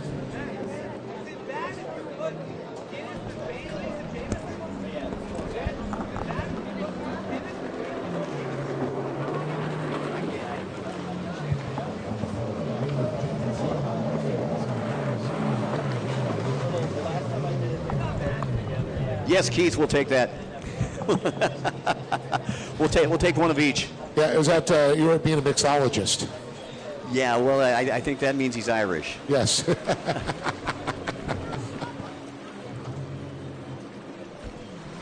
So I think Keith's going to be at our little shindig tonight. Very nice. Over at the Lake Jackson Landing. We're going to be over there from about 7 to 9 tonight.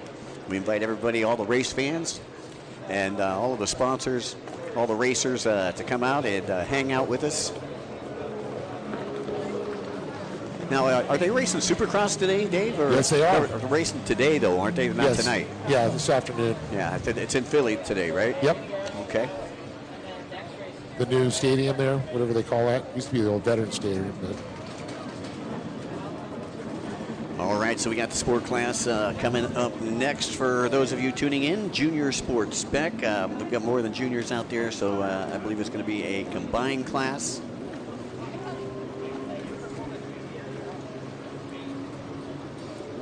And it looks like on the line it's going to be the 33 of Cash McClure, followed by the number 11 of Bryson Dill. The 995 is going to be Jax Rowe. Kristen Hasey, she'll be on the 55, the double nickel. Tori Snyder on the 110, the 118 of Tyler Reardon. And Braden Dill will be on the 14. A couple of the Dill boys going to be bragging for who gets the front seat on the way home, Mike. Yeah, and they're going to take just a short pause here as Tori Snyder back to back. Yeah, he's running back to back to back. So I think it might be a good time to run a commercial here for our folks at home. So we're going to probably throw a commercial up real quick as we wait for Tori Snyder. Pull one boat out, bring another boat in for that. So we'll be back.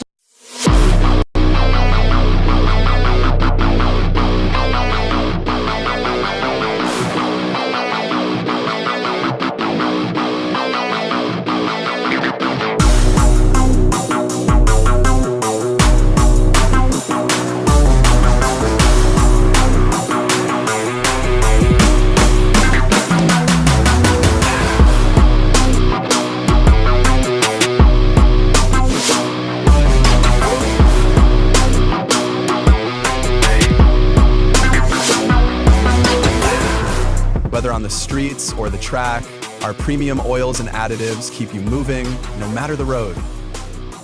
Powered by people, driven by passion.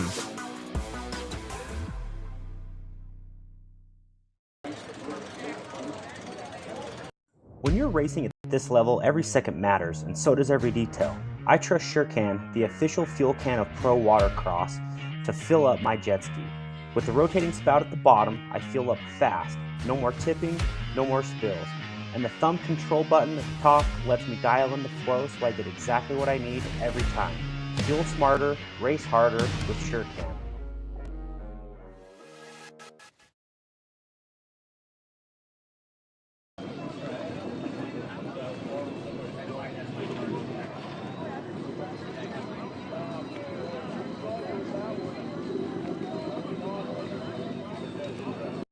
Welcome to our hometown, where charm meets adventure and smiling faces greet you at every turn.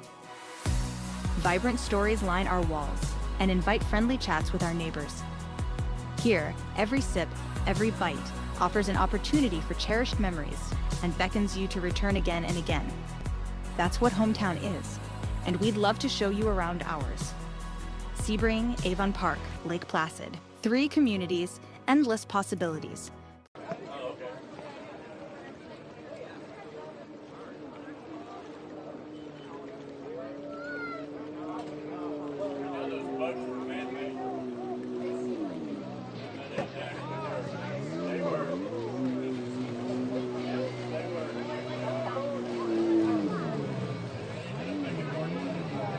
A new tour.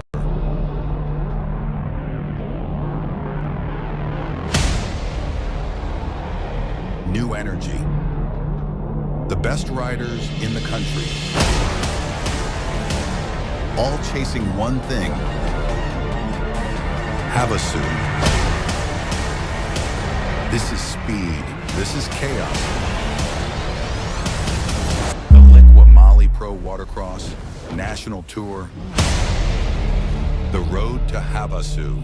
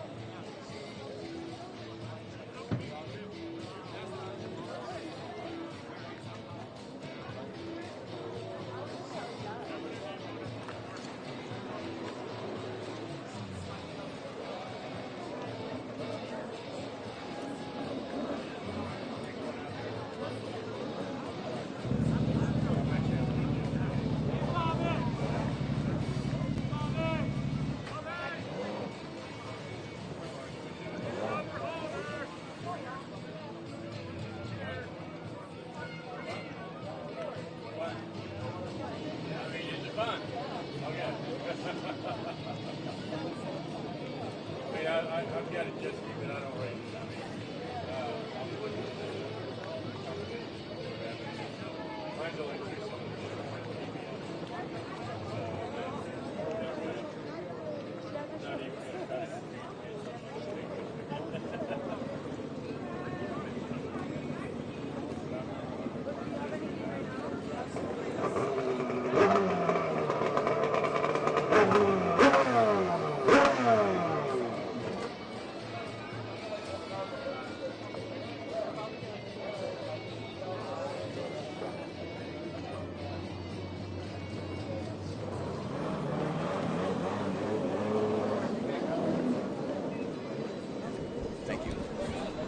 All right, I believe we need boat number 111 down online. Boat number 111 down online. Welcome back to those of you listening in to the live broadcast.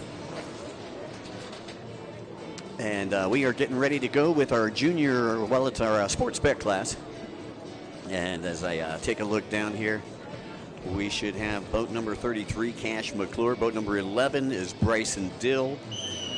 Boat number 995, Jax Rowe. 55 is Kirsten Hasty. Tori Snyder on boat number 110. 118, Tyler Reardon. And 14 is Braden Dill.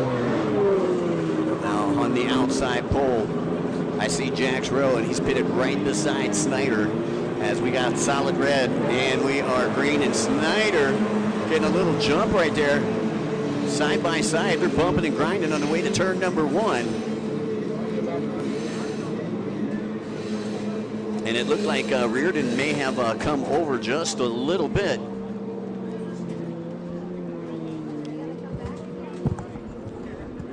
Well, it looks like we got a good start on this one, Mike.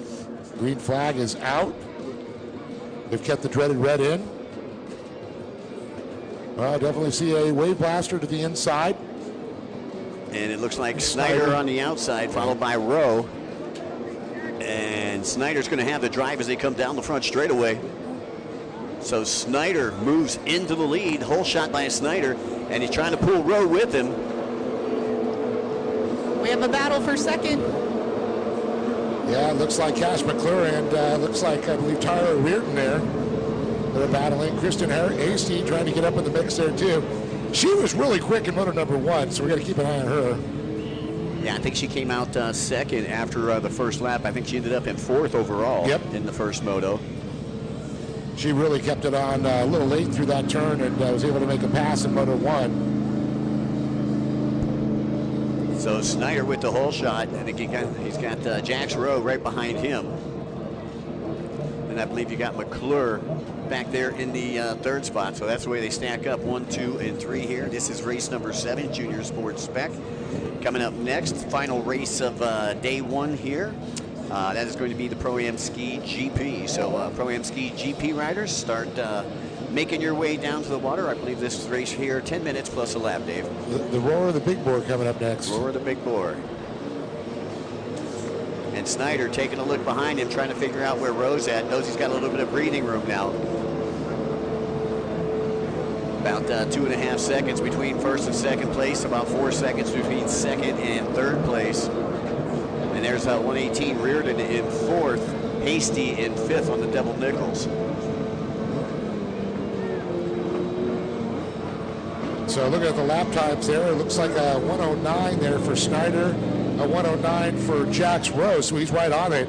And Cash McClure ran a 113 that last lap around. So it kind of going to tell us here, we don't get a true first lap time. We have to get them around, get the full lap in, get that time. Snyder into the outside split. Pulling Rowe with him. Rowe not going to the opposite side. He's following Snyder right now. Guys, can you turn the headset volume up? They're having a hard time hearing. Volume up, headset. Thank you. All right, so here comes Snyder from the outside split. Rowe following suit. Again, only a couple seconds here between your leaders as Snyder goes past the Liqui Moly start-finish line. One more time, Rowe in close pursuit, looking about the same lap times again. Both running 109s, Mike. Talk about consistency there. There's going to be Cash McClure still. He got his little second faster. He was 114, now 113. Tyler Reardon getting a 114 coming by, and then there's Kristen Hasty there. She was a 115. Very close times. Braden Dill just ran a 114 too. So everybody pretty much on the same pace at this point. All right, once again, ProAm Ski GP, final race of the day. We need you to the starting line. Don't forget, we still have our good friends from Sioux Pig Barbecue that are here in the pits with us. We also got Big Backs Lemonade, as well as snow in Central Florida. Snow cones. Well, I understand it's been cold enough to snow a few times here. In fact, it did snow in Florida this year. Yeah, it did, all the way up in the Panhandle. Jacksonville got a little bit of snow. Crazy sauce. I thought we were going to get it in Mount Dora, actually. Look, just a little hail there, right? Yeah. Frozen stuff, that stuff, it hurts. So one more time, there's going to be Tori Snyder and Jax Rowe.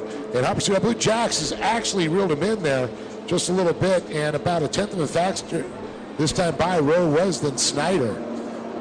Well, you got to figure Snyder's got to be a little bit tired. You know, he's raced 3 races in a row, won 2 of them, and he's leading this one. He's young. He can handle it. Yeah, so Tori was a 109.858, and look at this, 109.78 for Jax Rowe. Yeah, like I say, Rowe's keeping him in his gun sights as they head over to the split section. Again, both going to the outside. Now, how long do you run that outside with him? That's the big question, I think. You know, I mean, he's keeping him right there. So Keeping him honest, exactly. So, you know, the inside may be a hair slower. I mean, I've seen some people make it work for him. I know. It's crazy. That's what I was wondering. And other people are slowing down on the inside. Again, the inside a little more tighter, a little more technical. The outside a little more wide open, a little more sweeping. And a little bit longer. As we come down the front straight, but Snyder's just looking over his shoulder again. He can feel the heat being put on by Jax Rowe. Okay, both a little bit slower, but Jax Rowe was this time 0.4 of a faster. They both pulled a 110. There was a 110.587 for Tori Snyder and a 110.14 for Jax Rowe. So you think Rowe is waiting for that white flag lap to go to the opposite side of the split, try to get ahead Snyder? I'm thinking it's going to be pretty close to it. He's watching the clock when he goes by. There's a clock at the end of the pier right by the finish line that they can took over, know exactly how long it is, and that way they could estimate, okay, next time I should see the white flag, or I got to go 2 more laps before I see the white flag, whatever it be. Hot slag decision buoy. Again, your leaders both going to the outside. And it looks like they are catching up to Bryson Dill, who just went through the Liqui Moly start-finish line. So just to let you know, I didn't know if our good friends, the Bushel and good old Thumper, they're having their round 1 of the British Jet Sports was going on this weekend for them, so that's kind of cool. Yeah, the JSRA. Yeah, JSRA. Our good friends from across the pond. And the Avos Water Sports Club and all that good stuff. I wonder if our boy Dookie is over there. I'm sure Dookie is. Is he slinging burgers or something? Mr. Godlington, yes. I believe he owns a burger shop now. Sports bar. Sports bar. Slinging burgers and beer. Right, just like our good friend Artie. Yeah, that's right. And look at the battle again down the back straightaway. Jax is not going anywhere. He is all over Snyder like a bad rash. Snyder getting past the back marker. Now a back marker in between first and second. Well, let's talk about the other racers out there. Cash McClister running in the 3rd. 4th, Tyler Reard on the 118. Kristen Hasty, she's on the double nickel there, the 55. And then you've got Braden Dill in the 14. Well, here comes Dill. Out comes Snyder.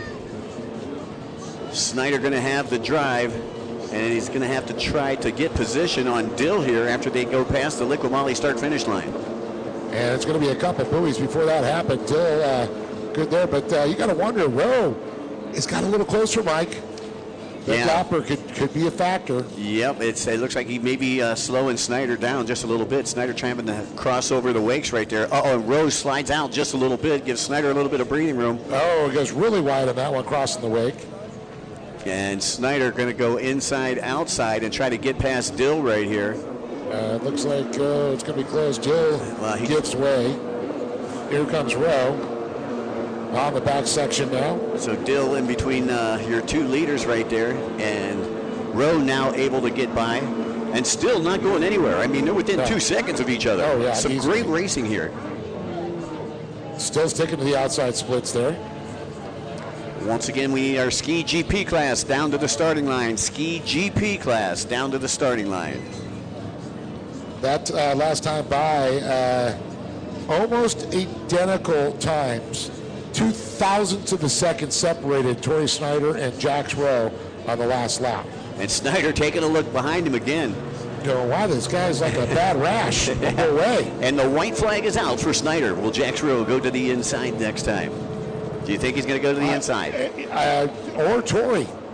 Who knows? Really mess him up. You know, I mean, Torrey made the inside work for him in the Runabout classes. That's what I was thinking. He showed he knows the fast way around.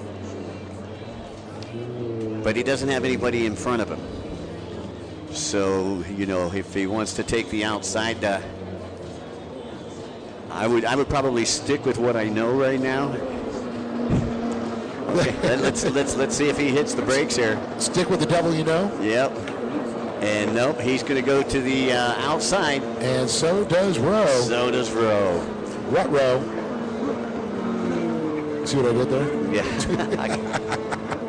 No pun intended. Exactly. He's closing doors on him. He's not going to let him by. Yeah, no, Torrey's definitely in protection mode. He's got those elbows about 10 feet wide going through there. One final time down that front straightaway. And it is going to be Torrey Snyder, Jax Rowe, putting on a show for everybody here in Sebring. Yeah, definitely there. And congratulations to him. Cash McClure winning that third position. Waiting for him to come by, make that appearance. These two definitely separated from the rest of the field here. Torrey Snyder giving Jax Rowe the thumbs up, saying, great race, friend. It was. Very impressed with those two riders there. So that's going to be the younger of the Dills coming across there. Or the second oldest Dill. And here comes McClure off the outside split. TC Free Rides, Cash McClure. McClure Racing. So did Daisy. Tennessee. This is fun to say, Mike. Is that one of Snyder's old boats there, that 110? Yeah. Sport boat, I see. Yes, it is. I heard they fixed it up and got it ready just for Tyler to get in the water. I love it. So that's Tyler Reardon talking about the 110. So I recognize Torrey used to race that back in the day.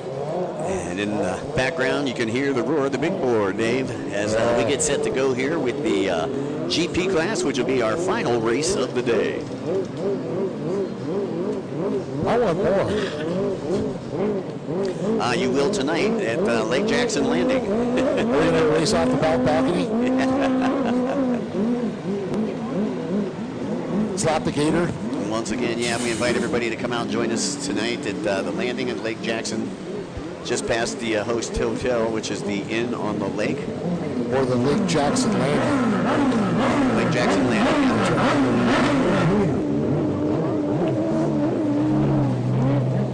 All right, ProAm Ski GP. Man, these are just like cars. You got to go warm up. You just don't take these things cold of line and just squeeze the throttle. You got to warm these motors, get them up to temperature, and get them in that optimal range there.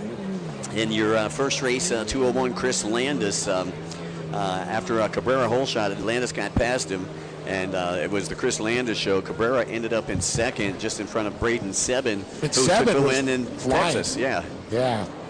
Sebring was right there chasing down Cabrera.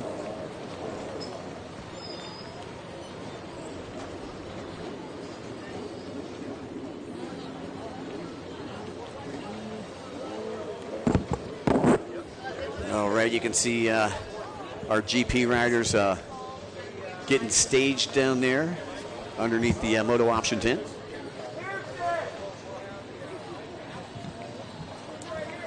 Yeah, once again, you're one of our racers and you launch that boat, a helmet must be on your head. That is a mandatory no-no situation. When you're racing at this level, every second matters, and so does every detail. I trust SureCan, the official fuel can of Pro Watercross, to fill up my jet ski. With the rotating spout at the bottom, I fuel up fast. No more tipping, no more spills. And the thumb control button at the top lets me dial in the flow so I get exactly what I need every time. Fuel smarter, race harder with SureCan.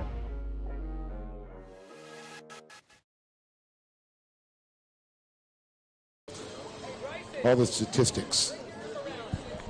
Telemetrics, that's what I'm looking for. Now you're coming out with a big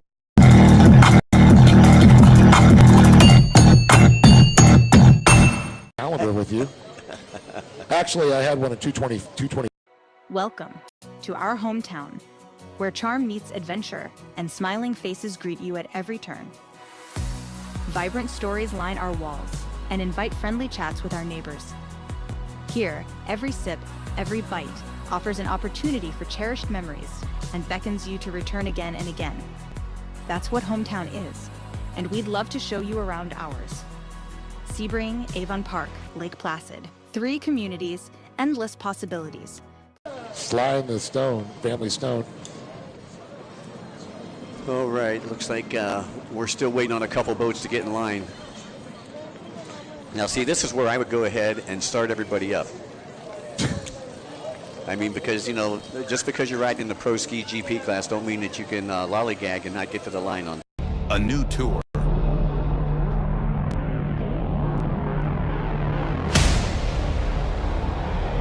New energy. The best riders in the country. All chasing one thing. Havasu. This is speed. This is chaos. The Liqui Moly Pro Watercross National Tour. The road to Havasu.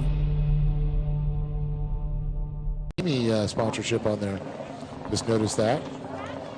Yeah, Sam. Where is Sam? Sponsoring a lot of the racers, Yeah. you know, down here in South Florida. Little slam. Where's little slamming Sammy? Slamming Sammy. All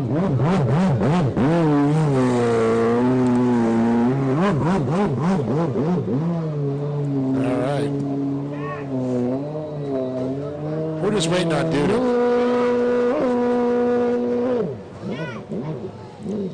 He had to sign some checks and then get in the water.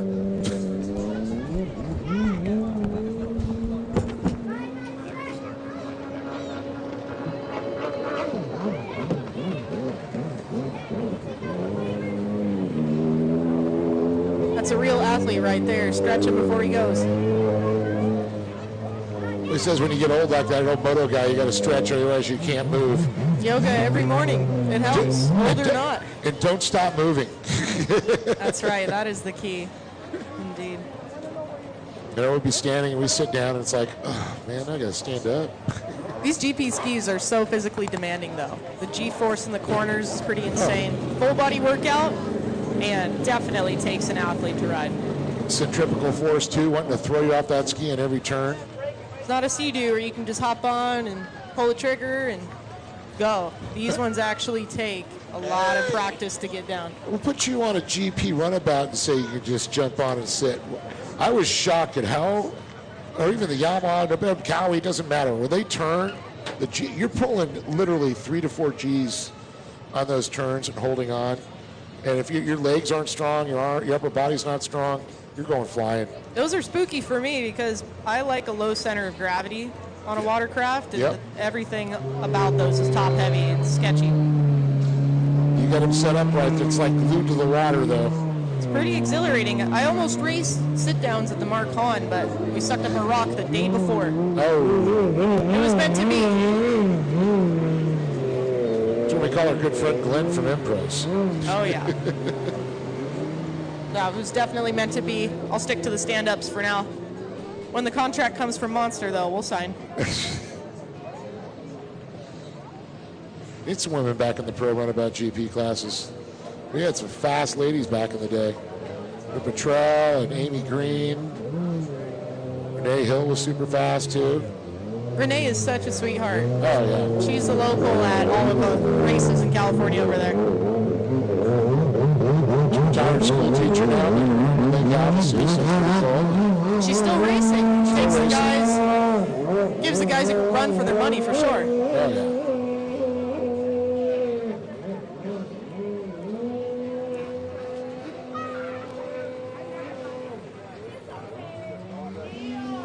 So waiting for Sean Dudek real quick, get his boat warmed up. It's some pro watercross duties he had to tend to before getting in here. It's okay.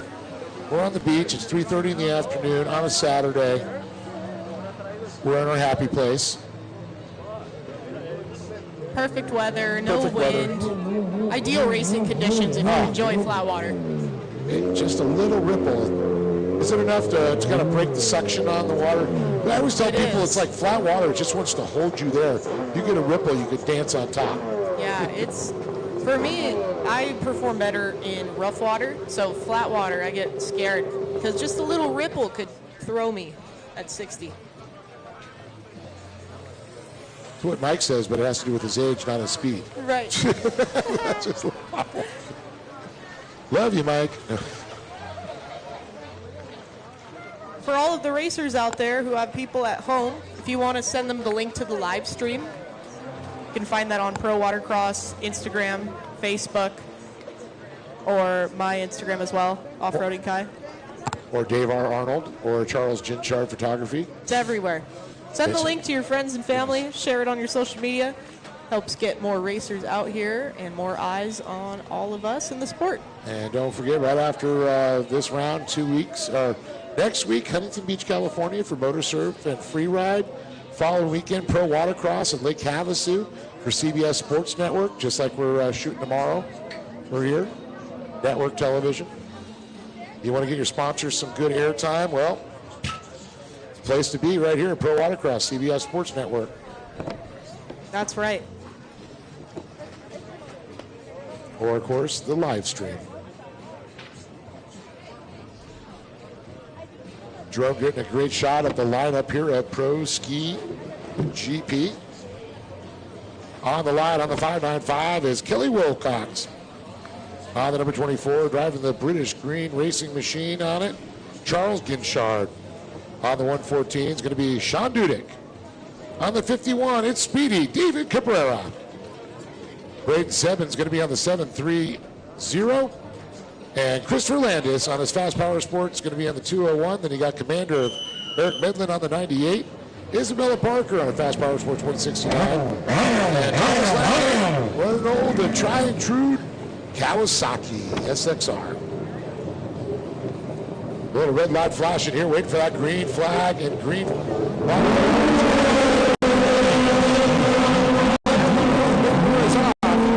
As our drone chases them on. Once again, a wide turn here.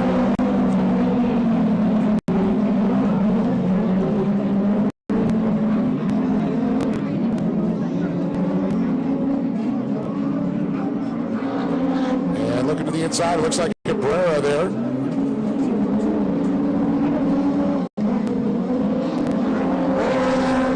Also, you can find them on Throttle Junkie News and Vintage Iron. And here they come together. It's going to be Chris Hernandez, followed by David Cabrera. Switching up Landis with a little shot. As they come right in, we get some more leads on it.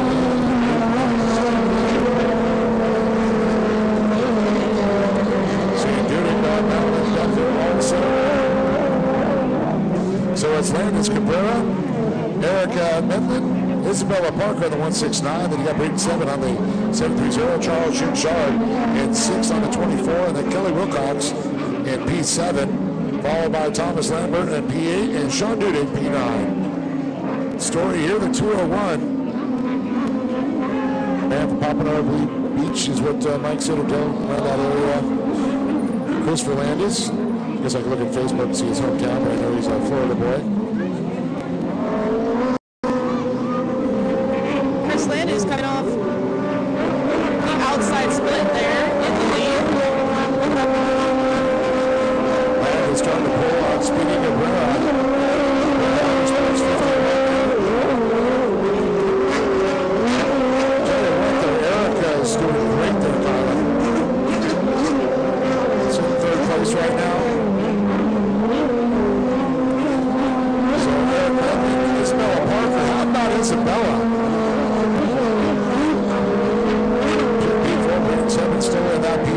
position. As our leader now makes his way down the back stretch here, coming up to the Hot Slide Company decision buoy. He's going to go to the outside split, the leader. Taking the open water, what he feels facing safe and familiar with. That outside split there. So far, top three, Cabrera. And it looks like Eric's also going to go on the outside. Eric Medlin looked very fast in moto number one. Here again. But it's Landis, Cabrera, and Eric. Yeah, Landis coming from that outside split. Got about an 8-second lead over Cabrera. Medlin in third, Parker in fourth, who came off the road in moto number one. Looks like Seven back there in the fifth spot. Yeah, Seven doing a good job trying to hunt down now Isabella Parker. Yeah. Isabella now making her home here in Florida. Very fast young lady. Her family's fast.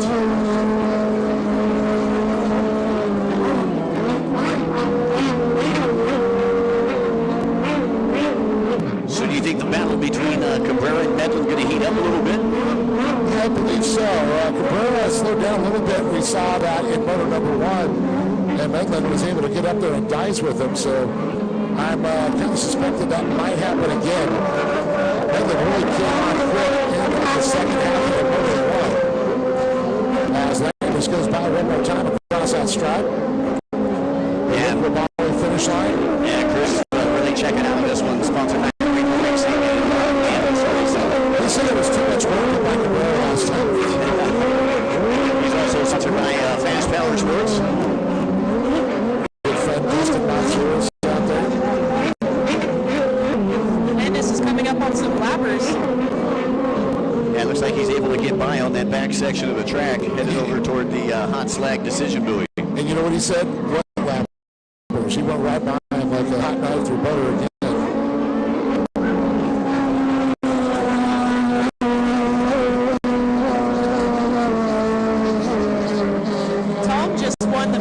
Stock class last moto. Yeah. The guy he just lapped. It just shows you the competition levels. Absolutely. Got Wilcox makes it by there. Man from Hampshire. Also gives room for our leader to go by him. Sean, a different moto. Something's going on with his, over him because he was so fast and Texas. Yeah, looking at allowing Landis to get by. And now you got two band markers in between first and second place. It's still Cabrera back in second out of Miramar, Florida, sponsored by Broward Motorsports, as well as Cabrera Motorsports.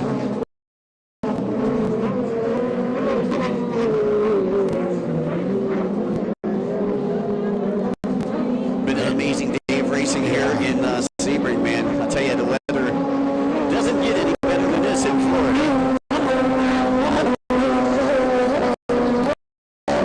Looks like we got somebody to go to the inside, right? So, yeah, staying out of the way. A lot of guys in the lead and going to the outside. And Landon, you don't have enough time to pull it and change the impeller back out. Yeah, Landis a half a lap ahead of right now. 51 Cabrera coming from the outside split, and now it's really a Moly start finishing. Heels to second place, and here comes Medlin. And Parker still holding on to fourth. Medlin, no, he's kept the pace up here, right? Seven still maintaining that fifth spot. Took a third in the first moto. Took a win in Texas. All right, let's look at some times here. 101 for Christopher Landis, a 106 for Cabrera, a 106 for Medlin, and a 108 for Isabella Parker. She's not off the pace far. 110 for Braden Seven. Charles Kinshard at 111. So I'm looking at probably 8 tenths to a second from the top 6 positions. Well, Charles Kinshard getting ready to get passed right now by your race leader, Landis, as they work their way through the chicanes up there on the top left-hand side of the track. That chart knows it's at Landis. It's right behind him.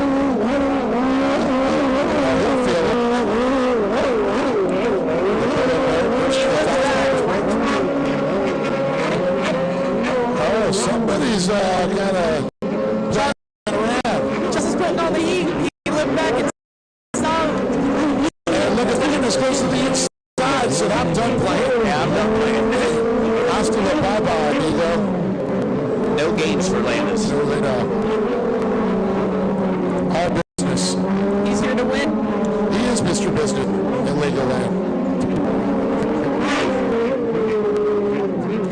And look at that. Bam!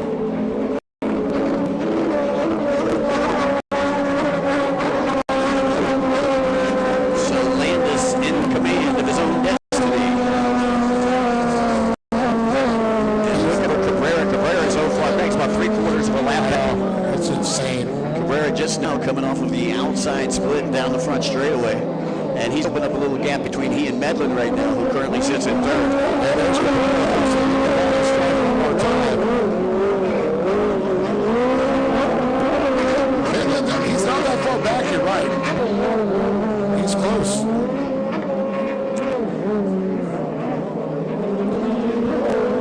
He's doing a little back stretch. He's getting tired. Cabrera.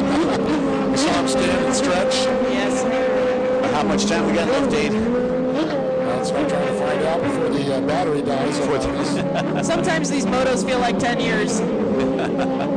Well, they're showing this is a 15-minute race. 15-minute race. So 6 minutes, 10 seconds to go. Okay. If your fitness isn't there, it can feel like 30. Yeah. That's a good point. You can see Landis stretching his back end as he moves past the Moly start-finish line. And everyone doing some back stretching. I feel like we're at the riders' meeting in the morning. That's right.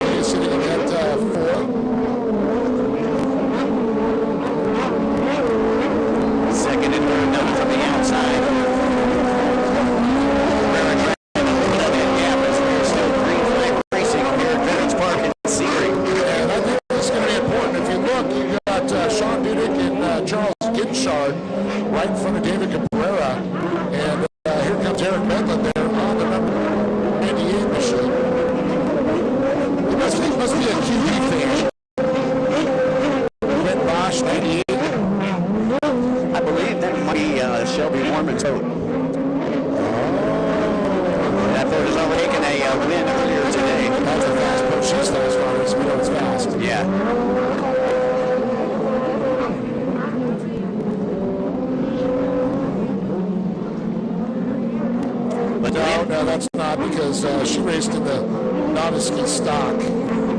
That's a GP ski.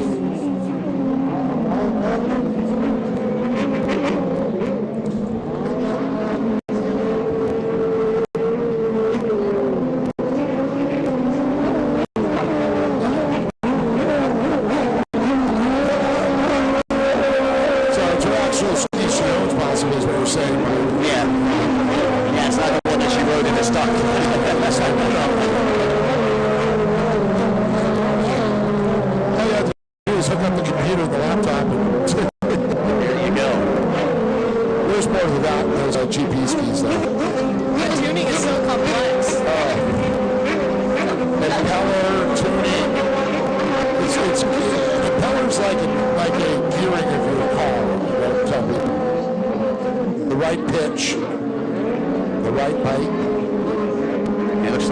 Landis, your race there. He's got about 3 or 4 lappers in front of him as he works up to the top left-hand side of the track and ready to head down that back section. All right, if you can see David Cabrera now on the right side moving around. Is that Speedy? Yeah, he's on the outside split right now. I believe that's still Medlin in third, Parker in fourth on boat number 169. So no lead changes here in the last couple laps.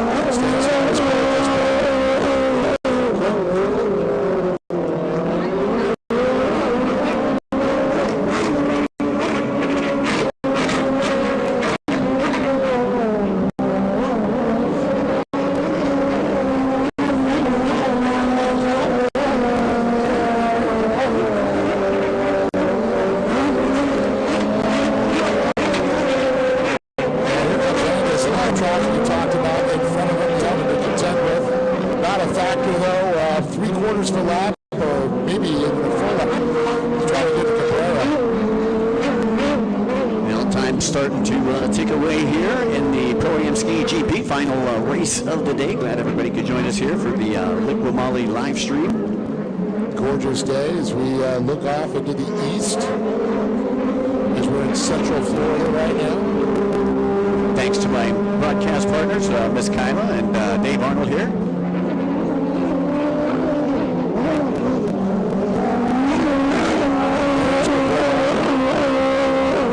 And look at Landis right there. So literally 3/4 of a lap right now is the lead. White Fly's going to be coming up. This time by the 201, Christopher Landis. Fast Power Sports, 201 on the side. One more lap to go as he gets a single for Terry. Well, I'll tell you what, Landis has lapped all the way up to fourth place. He's got Isabella Parker right in front of him. Yep. He might get up to close to the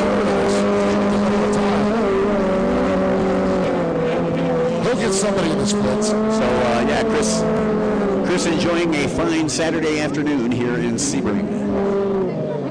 They're going to go 2 for 2.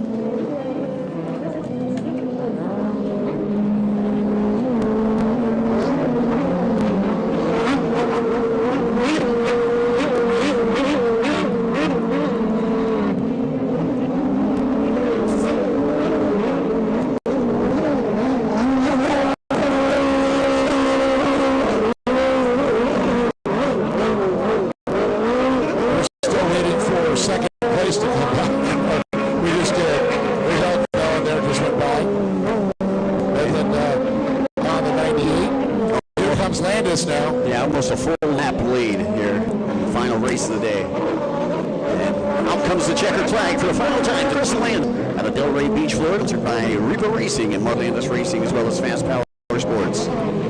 Takes the wind and laps all the way up to third place, Dave. Wow.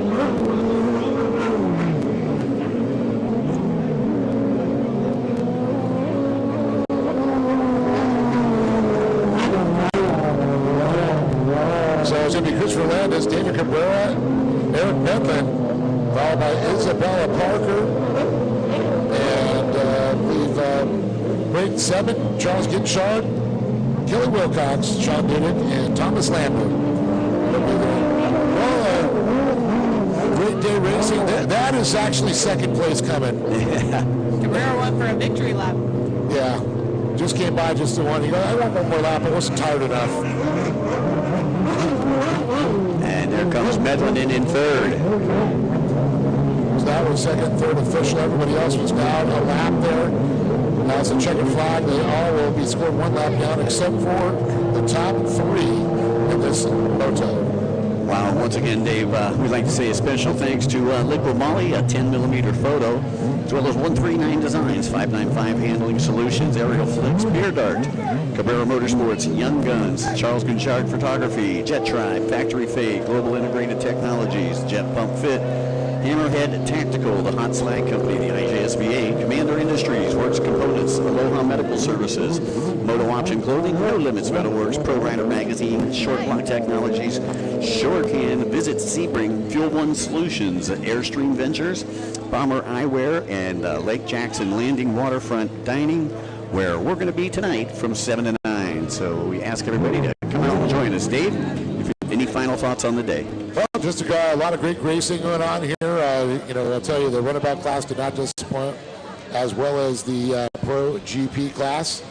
So guess what? We're going to do this all again tomorrow. Make sure you join myself, Mike Gunn, myself, Dave Arnold, Kyle DeRochers, and the entire Pro Watercraft crew. We'll see you tomorrow on the water. Peace out.